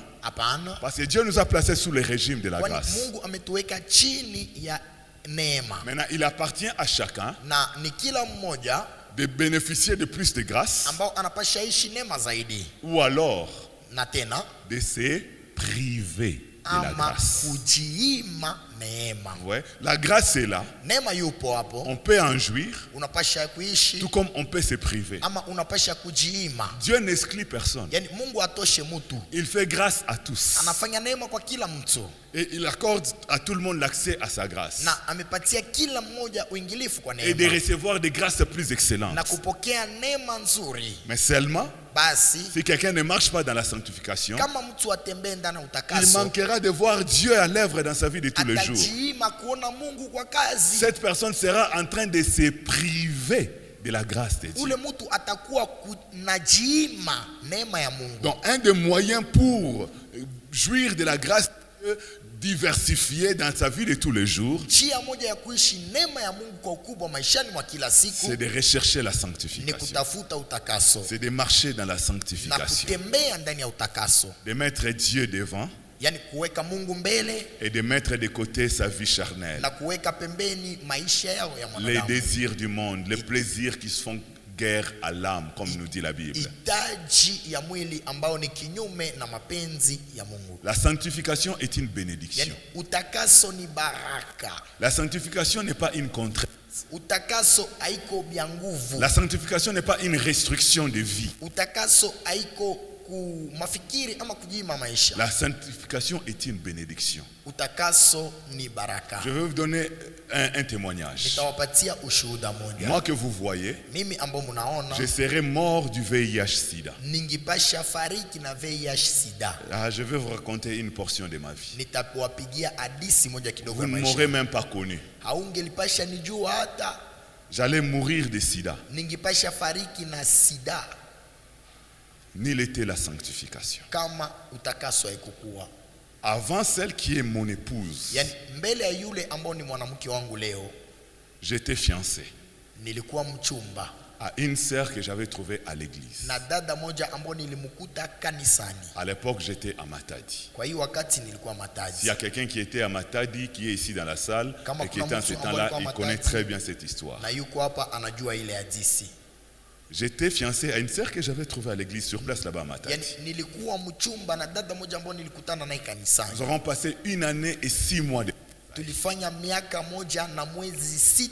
Alors ya je me suis uchumba. présenté dans sa famille Na nikafika kwa jamaa yake, et la liste des dots m'a été remise. walinipatia basi vitu vya kulipa. J'ai eu à préparer tout ce qu'il fallait Niliandaa yote ambayo et ilibidi, à l'église on a affiché le na mariage. kanisani wakaonesha ndoa. Et les jours passaient, Siku ilikuwa na les semaines passaient, mawiki nous ilikuwa sommes na arrivés à 1 mois de la bénédiction nuptiale. ilitubaki mwezi moja ili wabariki ndoa yetu. Les communiqués s'est donné. Yaani communiqué Tel samedi, souvenez-vous, le mariage du frère Pascal. Le frère Pascal, préparez vos cadeaux. ndoa ya ndugu fulani, mulete s'annonçait. zawadi zenu vile. À 4 semaines du mariage, Yani ilibaki mwezi, yani wiki ine ya ndoa, comme exige l'église, nous sommes allés faire les tests, les examens prénuptiaux. na kanisa wakatuomba tuende fanya basi upimo, l'électrophorèse et le VIH. electrophorese na VIH. Les résultats ont indiqué que la sœur était Yani séropositive.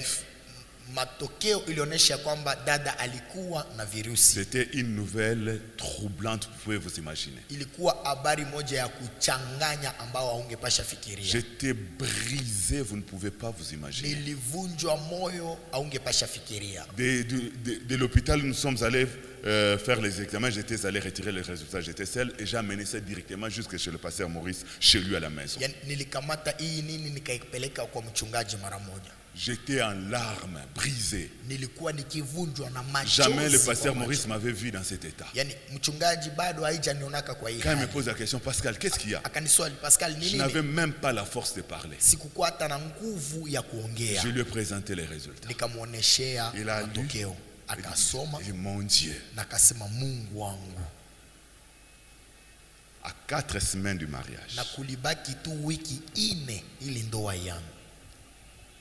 Alors le pasteur a essayé de m'encourager. Bon, ça serait mieux de comparer les résultats parce que un laboratoire peut se tromper aussi. Kwani alisema laboratoire inapasha pia danganyika. Maintenant, comment dire à la sœur Basi namna gani tuambie dada que nous allions faire les résultats, encore les tests ailleurs? kumwambia kwamba tuende fanya tena upimo fasi ingine? Mais j'ai appliqué ce conseil du pasteur Maurice. Basi nilisikia mchungaji J'ai trouvé la Maurice sœur sans lui nikakutana dire na les dada résultats de là où nous étions. pasipo kumwambia matokeo ya pali ambapo tulikuwa. Non, allons faire encore. Nikamwambia hapana, twende tena fasi ingine. Nous sommes allés faire dans 2 autres laboratoires à Tukienda Matadi. fanya tena ndani ya malaboratoire mbalimbali kwa Même résultat. matokeo ile ile. Par conséquent, Basi kwa mwisho séparation. tukajitenga Et les fiançailles se sont rompus. na uchumba ikaishia pale.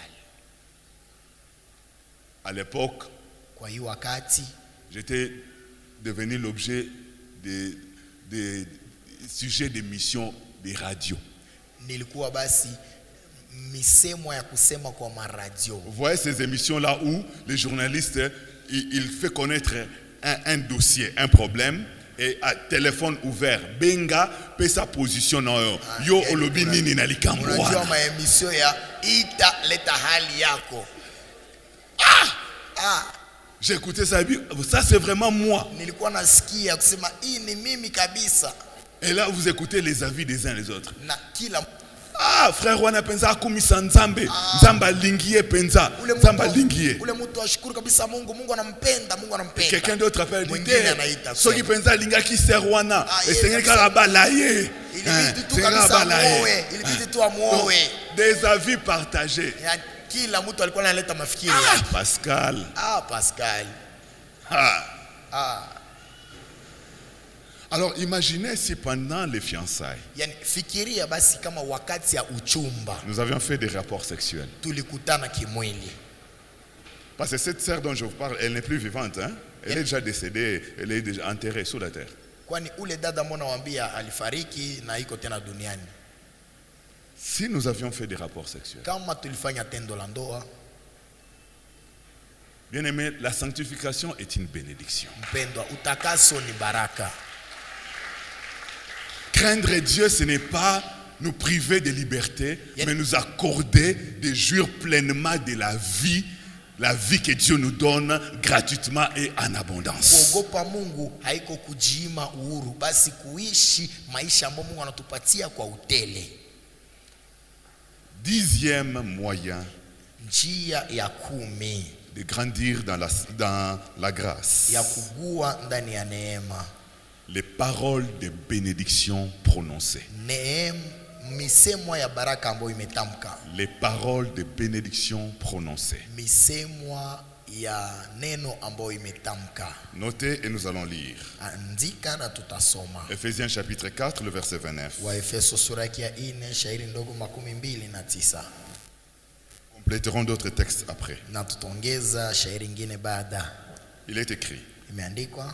J'ai dit Ephésiens 4, 29. Waefeso sura ya 4 shairi ndogo 29. Qu'il ne sorte de votre bouche aucune parole mauvaise.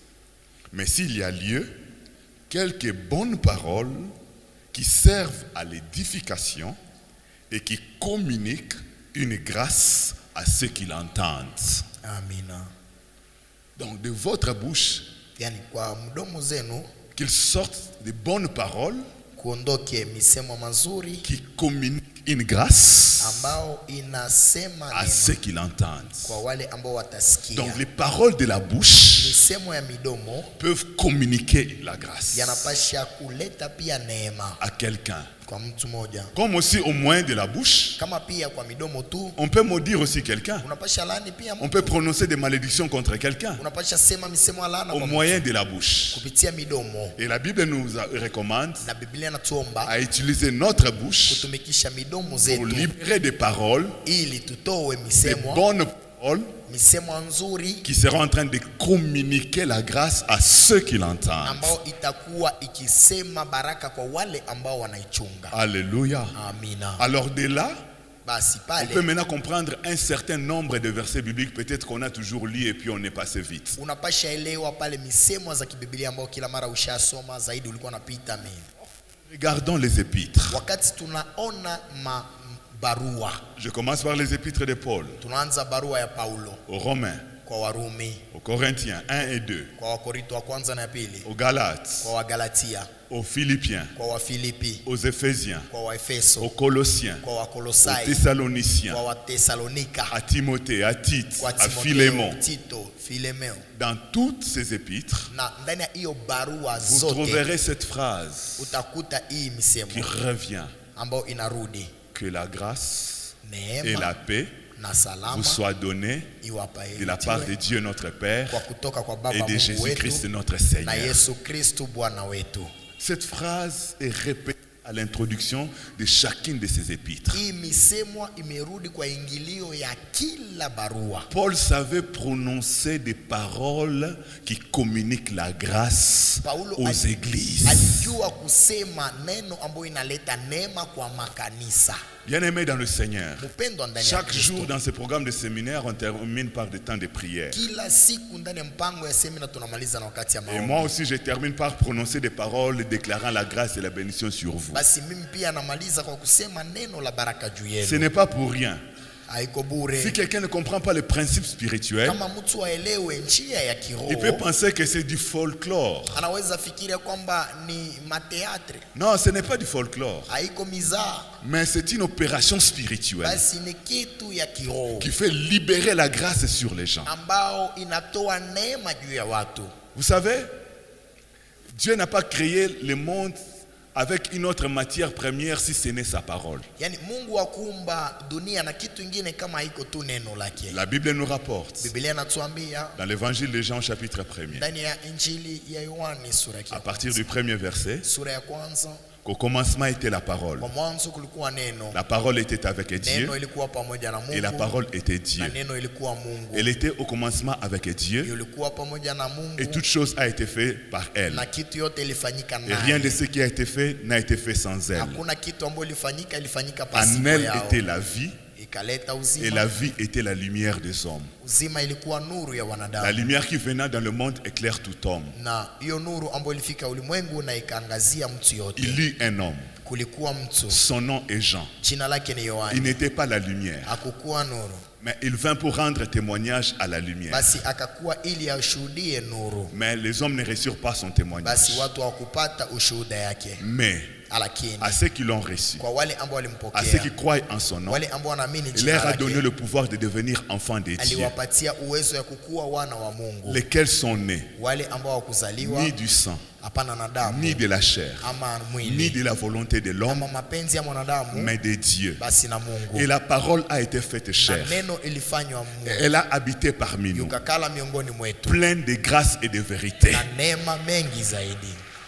Jean chapitre 1 du verset 1 au verset 14. Yani Yohane sura ya kwanza, shairi ya C'est kwanza au mpaka moyen de 14. sa parole Ni que kupitia Dieu neno a lake créé toutes choses. ambao Mungu aliumba kitu yote. La parole Neno, a fait exister toutes choses. neno ilifanya kitu yote. La Bible dit ikuwe. ailleurs que Dieu appelle une chose Na Biblia inasema fasi nyingine Mungu ameita kitu et la chose vient hii vitu comme inakuja si elle existait avant. kama ilikuwa mbele. Par sa parole, Kupitia misemo, Dieu a créé les cieux et la terre. Mungu aliumba mbingu na nchi. Sa parole, Kupitia misemo, Dieu dit un mot et la chose Mungu arrive. akasema kitu na hii kitu ikafanyika. Par sa parole. Kupitia Donc misemo. la parole est un instrument puissant. Yani msemo ilikuwa kitu ya nguvu. La Bible dit que la mort et la vie sont au pouvoir de la Na langue. Biblia inasema kifo na uzima yuko kwa utawalo ya lulimi. Donc à partir de sa parole, Yani kupitia on peut établir la vie, tunaweza weka uzima, tout comme aussi établir la mort. unapesha weka pia kifo. Comprenons l'importance de la parole. Tuelewe basi nguvu ya C'est pourquoi nous ne misemo. devons pas nous donner à prononcer n'importe quelle Na ndio parole. maana utapasha jitoa kusema sema misemo Et ovyo ovyo. sortons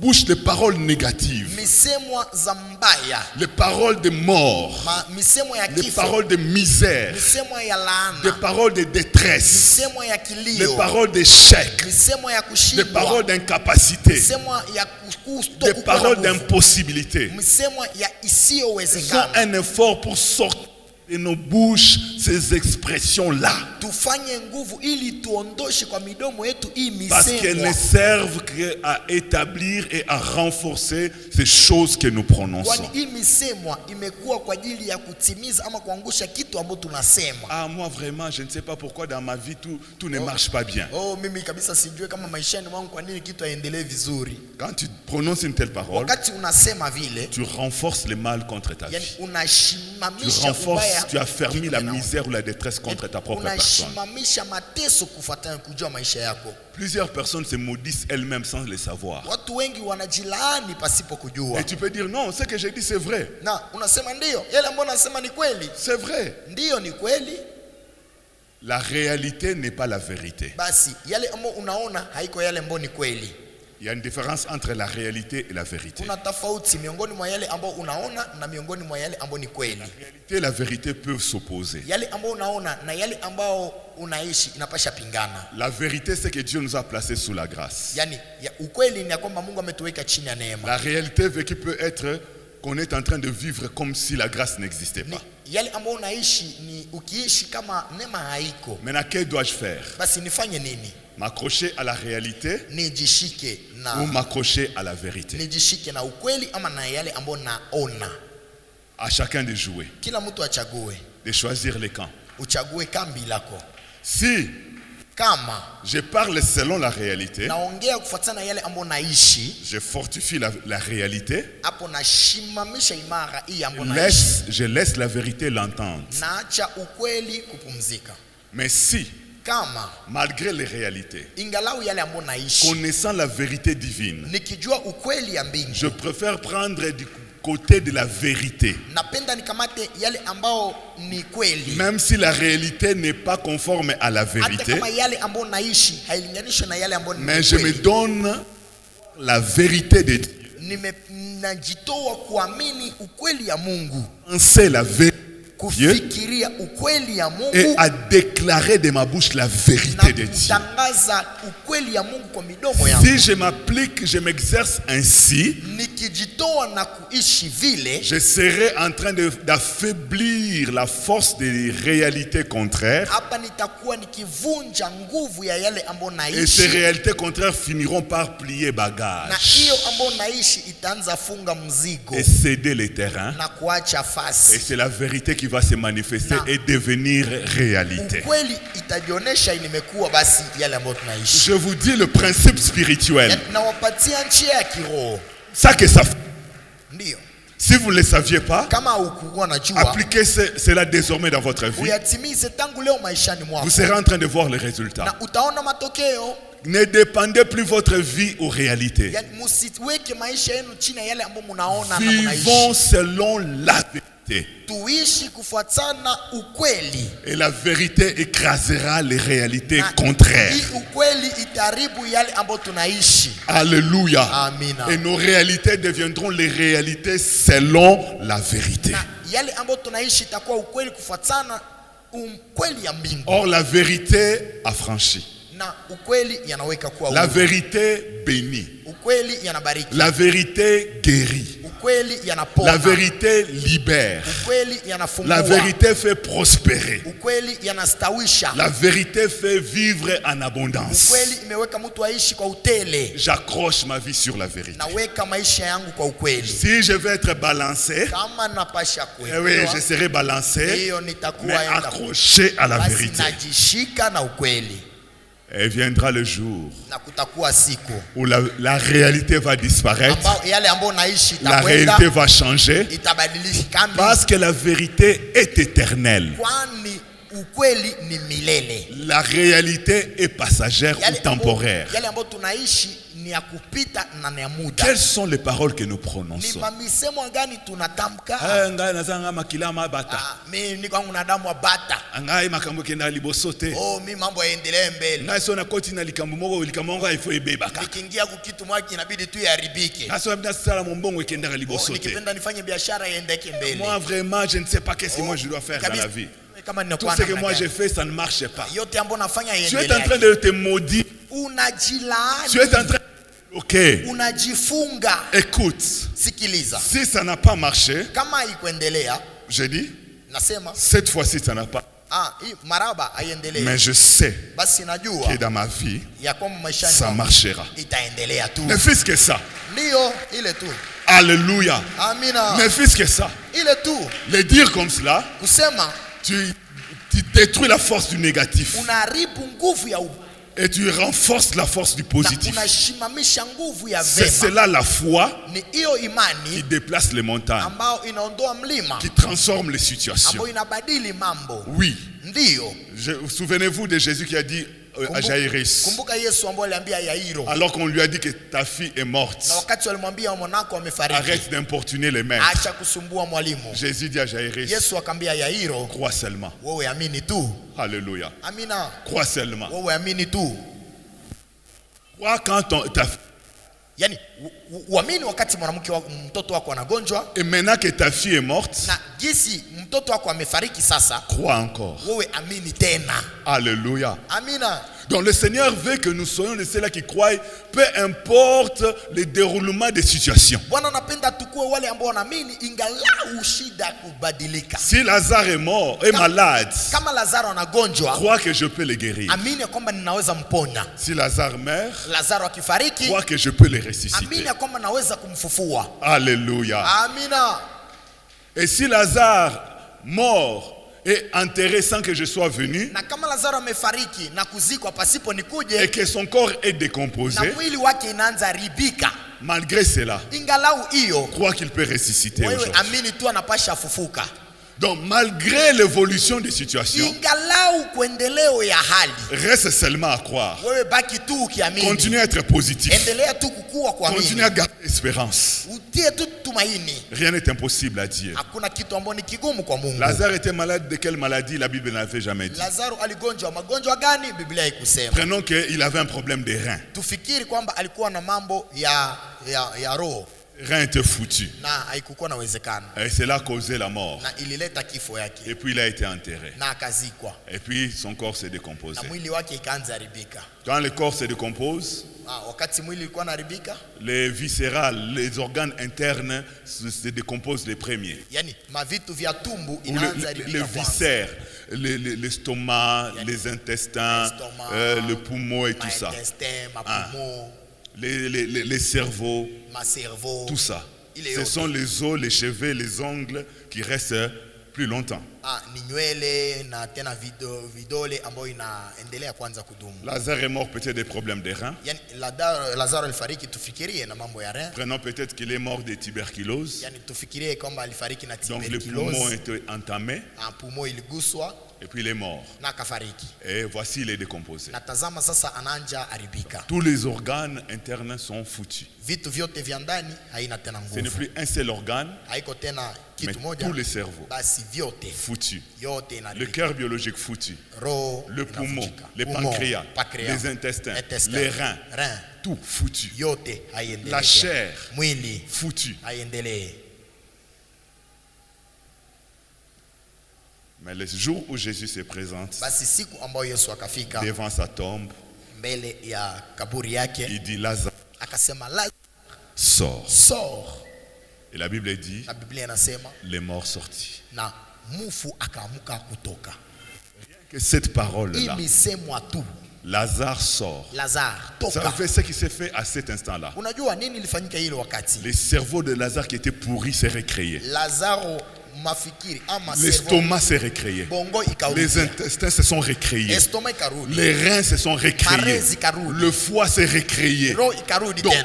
les sangs qui étaient déjà pourris, Damu ambayo ikukua les tena. sangs s'est récréé. Damu ikajiumba. Et les veines, les vaisseaux se sont récréés. Na vitu vyote Donc, rien que vikajiumba. Lazare sort, Lazare en toka. un instant, Ile chaque ile wakati. organe s'est Kila revenu. kitu vya mwili ikafanya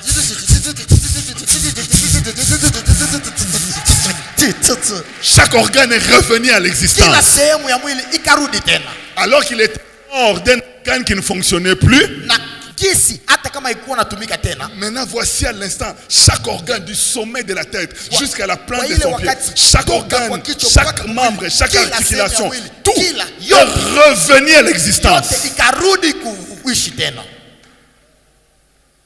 La puissance de la parole. Nguvu ya neno. Alors ne blaguons pas avec la parole. Ya usicheze na neno. La Bible recommande à ce qu'il sorte de votre bouche Biblia inasema kwamba kutoke midomoni mwenu quelques bonnes paroles maneno mazuri qui communiquent une grâce ambao inaleta nehema à ceux qui l'entendent. kwa wale ambao wanasikia. Alléluia. Amina. Ah, sois sous la grâce.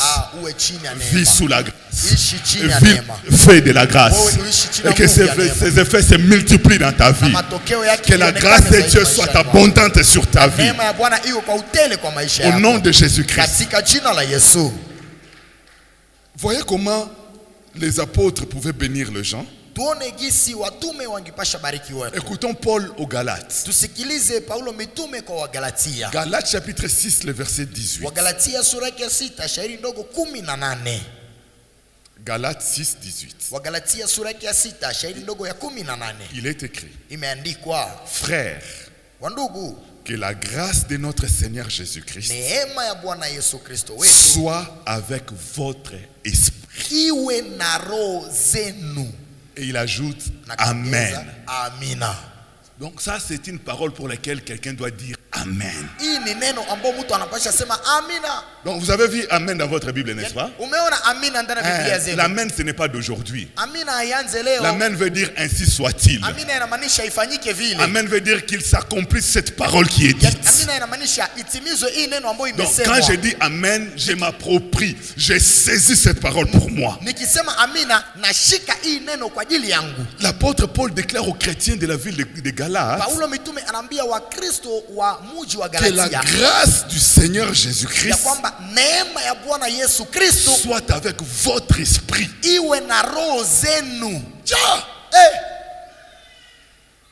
quel degré de déclaration, de communication de grâce.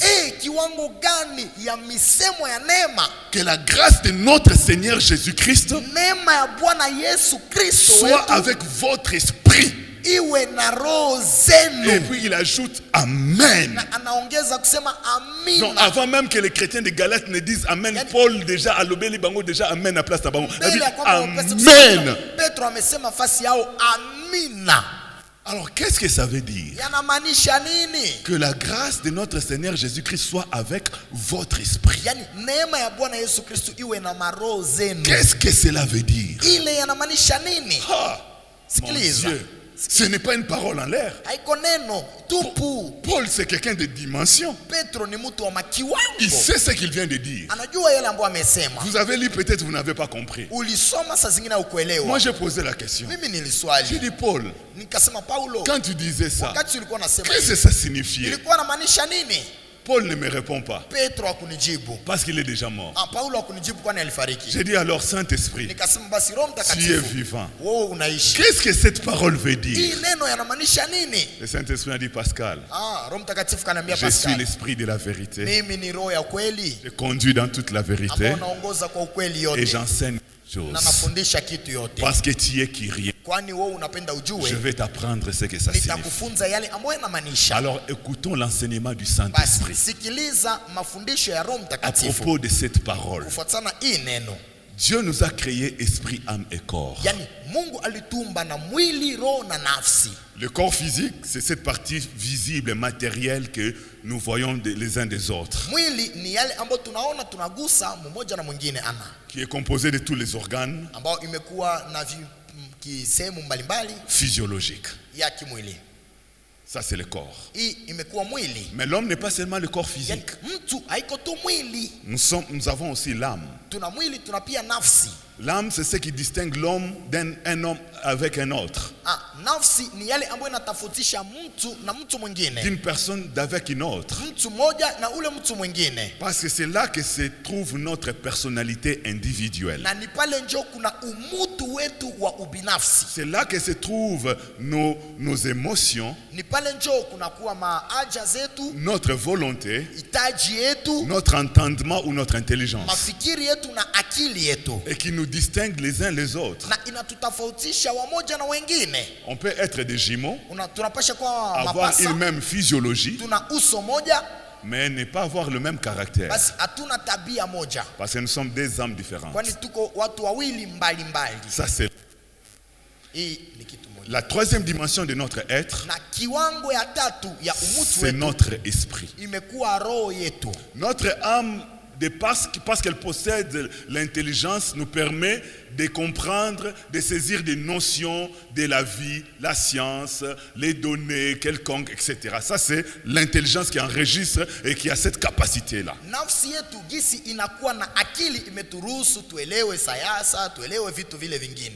Mais notre esprit, Basi roho c'est yetu la partie de nous ni sehemu ya mwili qui yetu nous permet d'entrer en contact ou en communion avec les réalités spirituelles. ambayo imeturuhusu tuingie ama tupatane na ukweli ya kiroho. Dieu est esprit. Mungu ni roho, Il entre en communion avec l'homme de par l'esprit de l'homme. amepatana na mtu na kupitia roho ya mwanadamu. Dieu n'est pas le seul esprit qui existe. Mungu haiko roho moja tu ambayo yupo. Il y a une multitude de myriades et de myriades d'esprits. Maroho ziko mengi, Des esprits mauvais, yani maroho mbaya, des démons, mapepo, et des esprits purs, na maroho nzuri, des anges. malaika. L'homme, s'il peut devenir occultiste Mtu akikuwa basi mtu wa siasa ya uchawi ou sorcier ama mchawi, et interagir dans le monde spirituel, na akitenda kwa ulimwengu wa kiroho, c'est parce qu'il est de l'esprit, cette partie de lui qui lui permet effectivement d'agir et d'influencer, d'opérer dans le monde ou les réalités spirituelles. ni kwani ana hii kitu ambayo inapasha muruhusu apate kutenda ndani ya kiwango ya kiroho. Et l'enfant de Dieu, Na mwana wa Mungu étant né de nouveau, jinsi amezaliwa mara pili, notre esprit est collé au Saint-Esprit. roho yetu inajiunga na Roho Mtakatifu. La Bible dit que Dieu nous a scellés de son Na esprit. Biblia imesema kwamba Mungu ameweka saini ya Roho L'esprit de Mtakatifu. Dieu est en contact avec nous Na Mungu yupo nasi par notre esprit. kupitia roho yetu. L'esprit de Dieu habite en nous, Yani roho ya Bwana anakaa ndani mwetu, dans notre esprit. ndani ya mafikiri ama roho yetu. C'est notre esprit qui permet d'entrer en communion avec Dieu. Ni roho yetu ambayo inaturuhusu tupatane basi na Mungu. Le Seigneur Jésus l'a dit, Bwana Yesu alisema que les vrais adorateurs ya kwamba waabudu walisi adorent le Père en esprit et wanaabudu en Bwana vérité. kwa roho na kwa kweli. En esprit, là, il ne s'agit pas du Saint-Esprit. Yani kwa roho haiko Roho Il Mtakatifu, s'agit de l'esprit de l'homme imekuwa roho ya qui mwanadamu vénère Dieu, ambayo inainua qui Mungu, honore Dieu, ambayo inaheshimu qui Mungu, contemple Dieu, ambayo qui sujudu exalte Mungu, Dieu, ambayo inainua Mungu conformément à la vérité révélée par Dieu dans la parole, la kufuatana na Bible. ukweli ambao inaonekana ndani ya misemo ama Biblia. Donc nous entrons en communion avec Dieu par l'esprit, notre esprit. Tunapatana na Mungu kupitia roho yetu.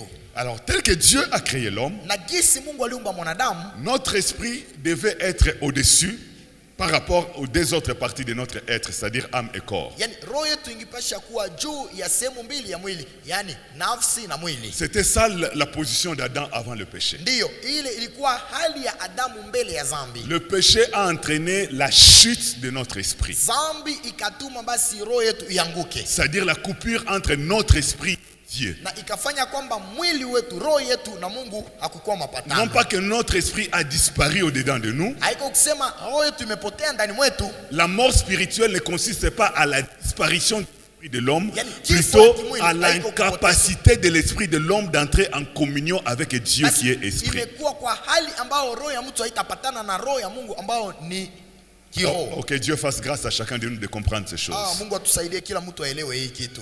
Alors, Yani, par la nouvelle naissance, yani kwa kuzaliwa mara c'est pili. ça l'expression biblique, la nouvelle naissance. Hii ni misemo ya kibiblia, kuzaliwa mara pili. Naître de nouveau. Kuzaliwa mara pili. Qu'est-ce qui naît de nouveau? Nini nazaliwa mara Ce n'est pili? pas notre corps physique. Haiko mwili wetu. Nicodème pensait qu'il faut rentrer dans le ventre de sa mère et naître de nouveau. Nikodemo alifikiri ilibidi kurudi tumboni mwa mama ili azaliwe mara pili. Jésus dit non. Yesu akasema Ce qui est né de la hapana. chair est Yale chair. ambao ninazaliwa na mwili ni Et ce qui mwili. est né de l'esprit Na est ni esprit. yale ambao nazaliwa La na roho nouvelle ni naissance, roho. ce n'est pas la naissance du corps physique. Kuzaliwa mara pili haiko uzalio ya Ce n'est mwili. pas la naissance de l'âme non plus. Haiko kuzaliwa ya nafsi, Mais hapana. c'est notre esprit Basi ni roho yetu qui était jadis en communion avec Dieu, ambao zamani ilikuwa na qui mapatano était na créé Mungu, dans la vie avec ambao Dieu, iliumbwa ndani ya mais upatano qui na a Mungu perdu cette vie, qui a perdu ses na contacts. ilipoteza hii hali. Mais maintenant, quand on donne sa vie à Jésus-Christ, Wakati mtu anatoa maisha yake kwa on Yesu permet Kristo, donc à l'Esprit de Dieu hapo unaruhusu roho ya Mungu d'entrer en nous iingie ndani pour mwetu redonner à notre esprit ili ipatie roho la yetu capacité de rentrer en communion avec uwezo ya Dieu. kurudi na mapatano na Mungu. C'est cela la nouvelle naissance. Ni ile kuzaliwa mara pili. Donc je viens de vous expliquer Yanamaanisha natoka kuambia l'opération spirituelle qui se passe lors de la nouvelle naissance. hali ya kiroho ambayo inapitika wakati mtu anazaliwa mara S'il pili. est parlé de la nouvelle, Wakati Mungu anasema c'est mupya, parce qu'il y avait l'ancienne. yani kwani kulikuwa pia ya zamani. L'ancienne naissance, c'est laquelle? Uzalio ya zamani ilikuwa uzalio C'est gani? lorsque nous sortons du sein maternel. Haiko wakati tunatoka tumboni mwa mama. Non. Hapana. L'ancienne a été dans le jardin d'Éden. Uzalio ya zamani ilikuwa ndani ya bustani mwa Lorsque Edeni. Dieu a créé l'homme, Wakati Mungu aliumba l'homme mwanadamu, était né en communion avec Dieu. mtu alizaliwa na mapatano na Mungu. Mais le péché est venu mettre une séparation entre nous et notre Dieu. Lakini zambi ikatenga mwanadamu na Mungu. Le salaire du péché étant la mort, Na jinsi malipo ya zambi ni le kifo, péché a entraîné notre esprit dans l'incapacité de communier avec basi Dieu. zambi kaongoza roho ya mtu kumpeleka ndani ya kutokupatana tena na Mungu. Or, Dieu est la vie. Kuombe Mungu ni roho. Or, lui, c'est la mort. Yani na yeye ni kifo. Alors, si on n'est pas en communion avec Dieu, Kama hakuna mapatano na qui est Mungu la vie, ambao ni uzima, on est donc dans la mort. basi hapo mtu anaishi ndani ya kifo. C'est comme ça que notre esprit Na ndio maana roho yetu ne disparaît pas, haikupotea, mais est déclaré mort basi imefariki par le fait qu'il n'est pas en communion avec Dieu qui est la vie. jinsi haina mapatano na Mungu ambao ni uzima. Alors lorsqu'on donne sa vie à Jésus-Christ, Wakati mtu anatoa maisha yake kwa Yesu Kristo, l'Esprit de Dieu hapa roho ya trouve Mungu l'autorisation que nous lui avons donnée imepata basi uhuru ambao de tumempatia prendre notre esprit, ya kukamata roho de lui yetu, redonner la capacité de rentrer en communion avec ya Dieu. kumpatia uwezo ya kurudi kwa mapatano na Mungu. Donc notre esprit expérimente Yani roho yetu inaishi une nouvelle naissance. kuzaliwa ya mara pili. Amen. Amina. Alors, Dieu a établi l'ordre tel que l'esprit doit être en premier, Yani Mungu ameweka kitu mpaka roho ikuwe ya kwanza, tenant donc le règne ou la domination, la direction de tout notre kwa être. kiwango ambao ipate kutawala umutu wetu yote, Et puis alors notre âme, na baada ni nafsi recevant les instructions de l'esprit, ipate basi maonyo ya roho, notre esprit lui-même qui reçoit les instructions de Dieu, roho ambao roho yetu ambayo imepata kutoka kwa Mungu les passe dans l'âme qui est une centrale. na imepitisia nafsi ambao imekuwa fasi L'âme donne des kubwa. instructions à notre corps qui est un organe d'exécution. Na hapa nafsi inaambia mwili wetu na mwili inatimiza. C'est ça l'ordre normal. Basi ni hii imekuwa njia kubwa. Donc c'est l'esprit qui détermine beaucoup de choses. Ni roho ambao inaongoza kitu yote Notre vie.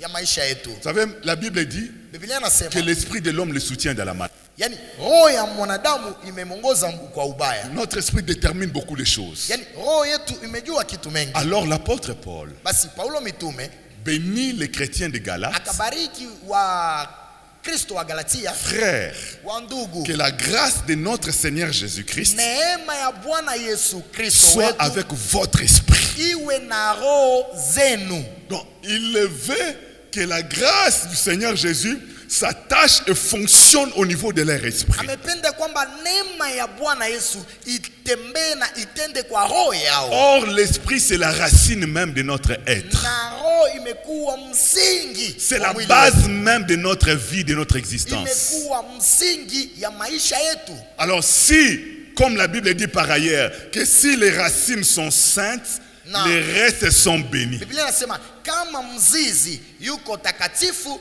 na hata tawi itakuwa takatifu. Ainsi, Na ndio maana, si la grâce est avec notre esprit, kama neema yupo na roho yetu, notre âme et notre corps physique nafsi yetu na mwili wetu jouiront de cette grâce qui opère déjà au plus profond de notre être, dans la racine même de notre existence, dont la racine est bénie, la racine est sanctifiée, la racine reçoit la grâce, et ça va se répandre sur notre âme et sur notre hiyo corps physique. mzizi ambayo imebarikiwa na itamwangika kwa mwili wetu na kwa nafsi yetu yote. Quelqu'un a compris? Je, kuna mtu alielewa? Compris? Je, kuna mtu Je suis sûr que ameelewa? tu as compris. Je, una Ah hakika oui, oui. umeelewa? C'est comme ça que Paul a ajouté. Na ndio maana Paulo Amen. akiongoza, amina. Que la grâce de notre frère, que la Acha grâce de neema notre ya Seigneur neema Jésus ya Bwana Yesu soit Kristo avec votre esprit. iwe na roho yenu.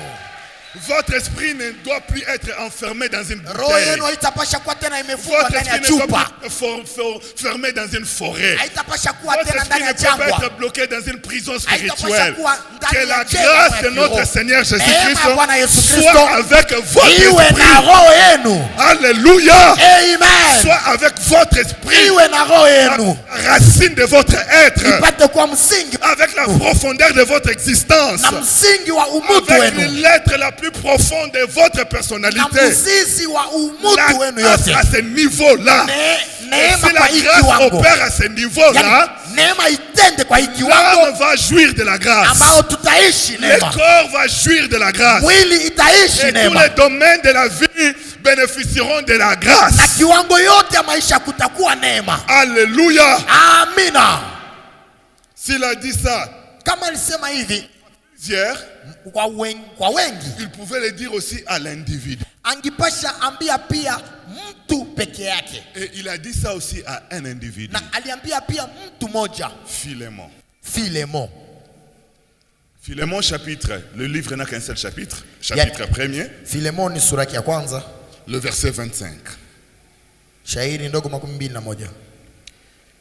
Il dit Akasema que la grâce de notre Seigneur Jésus-Christ neema soit ya Yesu avec Kristo votre esprit. iwe na roho yako. Autant il peut le dire à tous les chrétiens, Gisi angipasha ambia Wakristo wote, autant il le dit aussi à chaque personne. na gisi akaambia pia kila mtu peke yake, Individuellement. peke yake. Oh, ce soir, Jioni ya je leo prie naomba et je déclare na nakiri que la grâce de notre Seigneur neema Jésus-Christ Bwana Yesu Kristo soit avec toi, iwe nawe, avec ton esprit, iwe na roho avec yako, ton esprit, iwe na roho avec yako, ton esprit, iwe na roho yako, avec ton esprit, iwe na roho yako, avec ton esprit, iwe na roho yako, avec ton esprit, iwe na roho yako, avec ton esprit, iwe na roho yako, avec ton esprit, iwe na roho yako, avec ton esprit, iwe na roho yako, avec ton esprit, iwe na roho yako, avec ton esprit, iwe na roho yako, avec ton esprit, iwe na roho yako, avec ton esprit, iwe na roho yako, avec ton esprit, iwe na roho yako, avec ton esprit, iwe na roho yako, avec ton esprit, iwe na roho yako, avec ton esprit, iwe na roho yako, avec ton esprit, iwe na roho yako, avec ton esprit, iwe na roho yako, avec ton iwe na roho yako, avec ton iwe na roho yako, avec ton iwe na roho yako, avec ton iwe na roho yako, avec ton iwe na roho yako. la grâce de notre Seigneur Neema ya Jésus-Christ. Bwana Yesu Kristo wetu.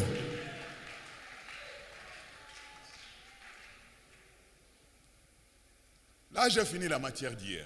Pale nimemaliza basi mafundisho ya jana. Et tout ce que nous avons vu depuis le lundi Na yote ambayo tuliona tangu siku ya kwanza jusqu'à maintenant, mpaka sasa c'était l'introduction à notre séminaire. ilikuwa basi kiingilio ya mafundisho yetu. Parce que le thème de notre séminaire, c'est être plein de grâce et de puissance. Kwani mada ya semina yetu ni kujazwa na neema na nguvu. Aujourd'hui, j'avais prévu commencer maintenant la matière de ce thème-là, être plein de grâce. Leo nilipanga basi kuanza hii mafundisho kukua kujazwa na neema. Mais voici le temps m'a trahi. Basi muda imeisha. Il faudrait peut-être un séminaire de 2 semaines. Ilibidi saa zingine semina ya wiki 2. Alléluia. savez pas que là aussi on m'attend de l'autre côté. Hein? Ah, mjue kama kule vile wananichunga. J'allais commencer maintenant, aujourd'hui, Ningipashanga sasa leo. en une séance, Yani kwa parler d'être plein de kuongea grâce. kwa kujazwa na neema. Mais on ne va plus forcer le temps. Yani Ça serait mieux plutôt qu'on puisse prier. ni mzuri sana tuombe. Même si les autres choses restent. Hata kama vitu vingine Mais ce vinabaki. qui a été dit depuis lundi jusqu'à maintenant, Yale ambayo tulisema tangu siku ya kwanza c'est mpaka amplement sasa suffisant imetosha pour kabisa amener chacun de nous ili ilete kila mmoja wetu de la grâce de Dieu kwa kwanja ishi neema ya Mungu et grâce pour na grâce neema juu ya neema jusque dans la grandeur de la grâce abondante, mpaka ndani ya kiwango ya neema ya de utele la plénitude de la na grâce. utele ya neema. Parce que les textes de base de notre séminaire, c'était Na Actes chapitre 6, shairi le verset kubwa- 8. shairi kubwa ya semina yetu ilikuwa Matendo Où ya Mitume il est sura sita, écrit, shairi 8 ambayo imeandikwa Étienne, ya kusema plein de grâce et de puissance, ujazwe na neema na nguvu faisait de grands miracles kwa et de kufanya prodiges. miujiza kubwa na Normalement, ajabu. c'est cela le thème de le passage clé de notre séminaire Ile ilikuwa basi sheria que je voulus kubwa ya introduire msemo avec tout ce que j'ai dit depuis lundi. ambao niliingiza na yote ambayo tulisema tangu siku ya kwanza. Mais par-dessus tout cela, Basi kwa juu ya hii que yote la grâce de notre Seigneur Jésus-Christ neema ya Bwana Yesu Kristo soit wetu avec votre esprit, iwe na roho yenu, soit avec votre vie, iwe na roho yenu, soit avec votre esprit, iwe na roho yako, soit avec vous. iwe na roho yetu. Maintenant, tu n'es plus une personne Na maudite. sasa huko tena mtu Tu n'es kawaida, plus une personne malheureuse. hauko tena mtu wa Tu n'es ole, plus une personne égarée. hauko tena mtu wa Tu kuweka n'es plus une kando, personne sans hauko espoir. mtu ambao anakosa Tu tumaini, n'es plus une personne sans victoire. hauko tena mtu pasipo ushindi. Tu es placé sous le régime de la grâce, Uko chini ya utawalo ya sous neema, l'autorité de la grâce, chini ya mamlaka ya neema, l'influence de la grâce. chini ya nguvu ya Et neema. tu sais maintenant que tu peux grandir dans la Na grâce. sasa unapasha Et komaa tu ndani ya connais les neema, moyens qui peuvent te permettre de grandir de grâce en grâce. na unajua kitu ambacho unapasha kuruhusu ukomae kwa Il n'y a neema, plus kwa rien neema. qui va t'arrêter. Na hakuna kitu ambacho Il n'y a itakusimamisha, plus rien qui va t'empêcher. hakuna kitu ambacho Il n'y a plus rien itakuzuiza, qui va te soumettre à une vie malheureuse. hakuna kitu ambacho itakuweka chini ya Il n'y a plus maisha rien ya qui va ole, te soumettre dans le désespoir. haiko kitu ambacho itakuweka chini ya Il n'y a plus kutokutumaini, rien. hakuna kitu. La grâce de Dieu, Neema ya Mungu source de salut pour tous les hommes, imekuwa chanzo na a neema kwa été kila mtu, manifesté. ilijionyesha. la grâce de Dieu, Neema ya Mungu source de salut pour tous les njia ya hommes, wokovu kwa kila a été mwanadamu manifestée. ilijionyesha. La grâce est à notre portée. Neema yuko La kwetu, grâce est pour chacun de neema ni nous. kwa ajili ya kila mtu, Peu importe notre âge, ingalau miaka peu yetu, importe combien de temps tu fréquentes l'église, ingalau tangu miaka peu gani unatembea importe depuis kanisani, quand tu as donné ta vie à Jésus, tangu siku ambayo ulitoa maisha yako peu kwa Yesu, importe, ingalau la grâce est pour nous tous. neema ndiko kwa ajili Tu yetu peux sote, vivre la grâce. na tunapasha Tu ishi peux neema, jouir de la grâce. tunapasha ishi De neema, sorte que le bonheur et la grâce t'accompagnent na gisi wema na rehema t'accompagnent zikufuate, tous les jours. zikufuate kila Et siku, t'accompagnent tous les jours. zikufuate kila siku. Vis la grâce de Dieu. Ishi neema ya Mungu, Et vis dans la grâce de Dieu. ishi ndani ya neema ya Et Mungu, vis sous la grâce de ishi Dieu. chini ya neema ya Vis la Mungu, richesse de la grâce de ishi Dieu. utajiri ya neema Vis ya la Mungu, puissance de la grâce de ishi Dieu. nguvu ya neema ya Vis la Mungu, réalité de la grâce de ishi Dieu. ukweli ya neema ya Vis la Mungu, richesse de la grâce de ishi Dieu. ukweli ya Vis neema la ya Mungu, cité de la grâce de ishi Dieu. nguvu ya neema Vis ya Mungu, l'abondance de la grâce de ishi Dieu. utele ya neema Vis ya les Mungu, particularités de la grâce de ishi Dieu. upekee ya neema Vis ya les Mungu, débordements de la grâce de ishi Dieu. utele ya neema ya Vis Mungu, la plénitude de la grâce de ishi Dieu. uwema ya Que neema ya la Mungu, grâce te saisisse. neema ikuguse, Que la grâce saisisse ton esprit. neema iguse roho Que la yako, grâce saisisse ton âme. neema iguse roho Que la yako, grâce saisisse ton corps neema physique. iguse mwili Que la wako, grâce saisisse chaque neema domaine. iguse kila Chaque kiwango, domaine de ta vie. kila kiwango cha Chaque maisha domaine yako, de ta vie. kila kiwango La cha grâce maisha yako, déborde. neema Que la itebe, grâce surabonde. neema Que ijae la grâce déborde. neema Qu'elle ijaze, opère sur sa vie. uwazi maisha Dans la yako, puissance de Dieu. tende nguvu ya Au Mungu nom de Jésus. katika jina la Au Yesu, nom de Jésus. katika jina la Au Yesu, nom de Jésus. katika jina la Que Yesu, tout ce qui est contraire à la na grâce yote ambayo ni kinyume ya neema soit renversé. ianguke, Que tout ce qui est contraire à la grâce yote ambayo ni kinyume ya neema neutralisé. ianguke, Que tout ce qui est contraire à la grâce yote ambayo ni kinyume soit na neema annulé. ianguke, Que tout ce qui est contraire à la grâce yote ambayo ni kinyume na soit neema brisé. ivunjwe. Vis la grâce. Neema, La grâce de notre neema Seigneur. ya Bwana Yesu, La grâce de Jésus-Christ. Neema ya Bwana Yesu Kristo Grandis wetu. avec la grâce. Uishi neema. Dors sous la grâce. Ishi chini ya neema. Réveille-toi sous la grâce. Amuka chini ya neema. Marche sous la grâce. Tembea chini ya neema. Assieds-toi dans la grâce. Ukae ndani ya neema. Que la grâce soit visible. Neema ionekane Que wazi. cette grâce soit tangible. Neema Que iguswe. cette grâce soit palpable. Neema Que iguswe. cette grâce éclate. Hii neema iwake.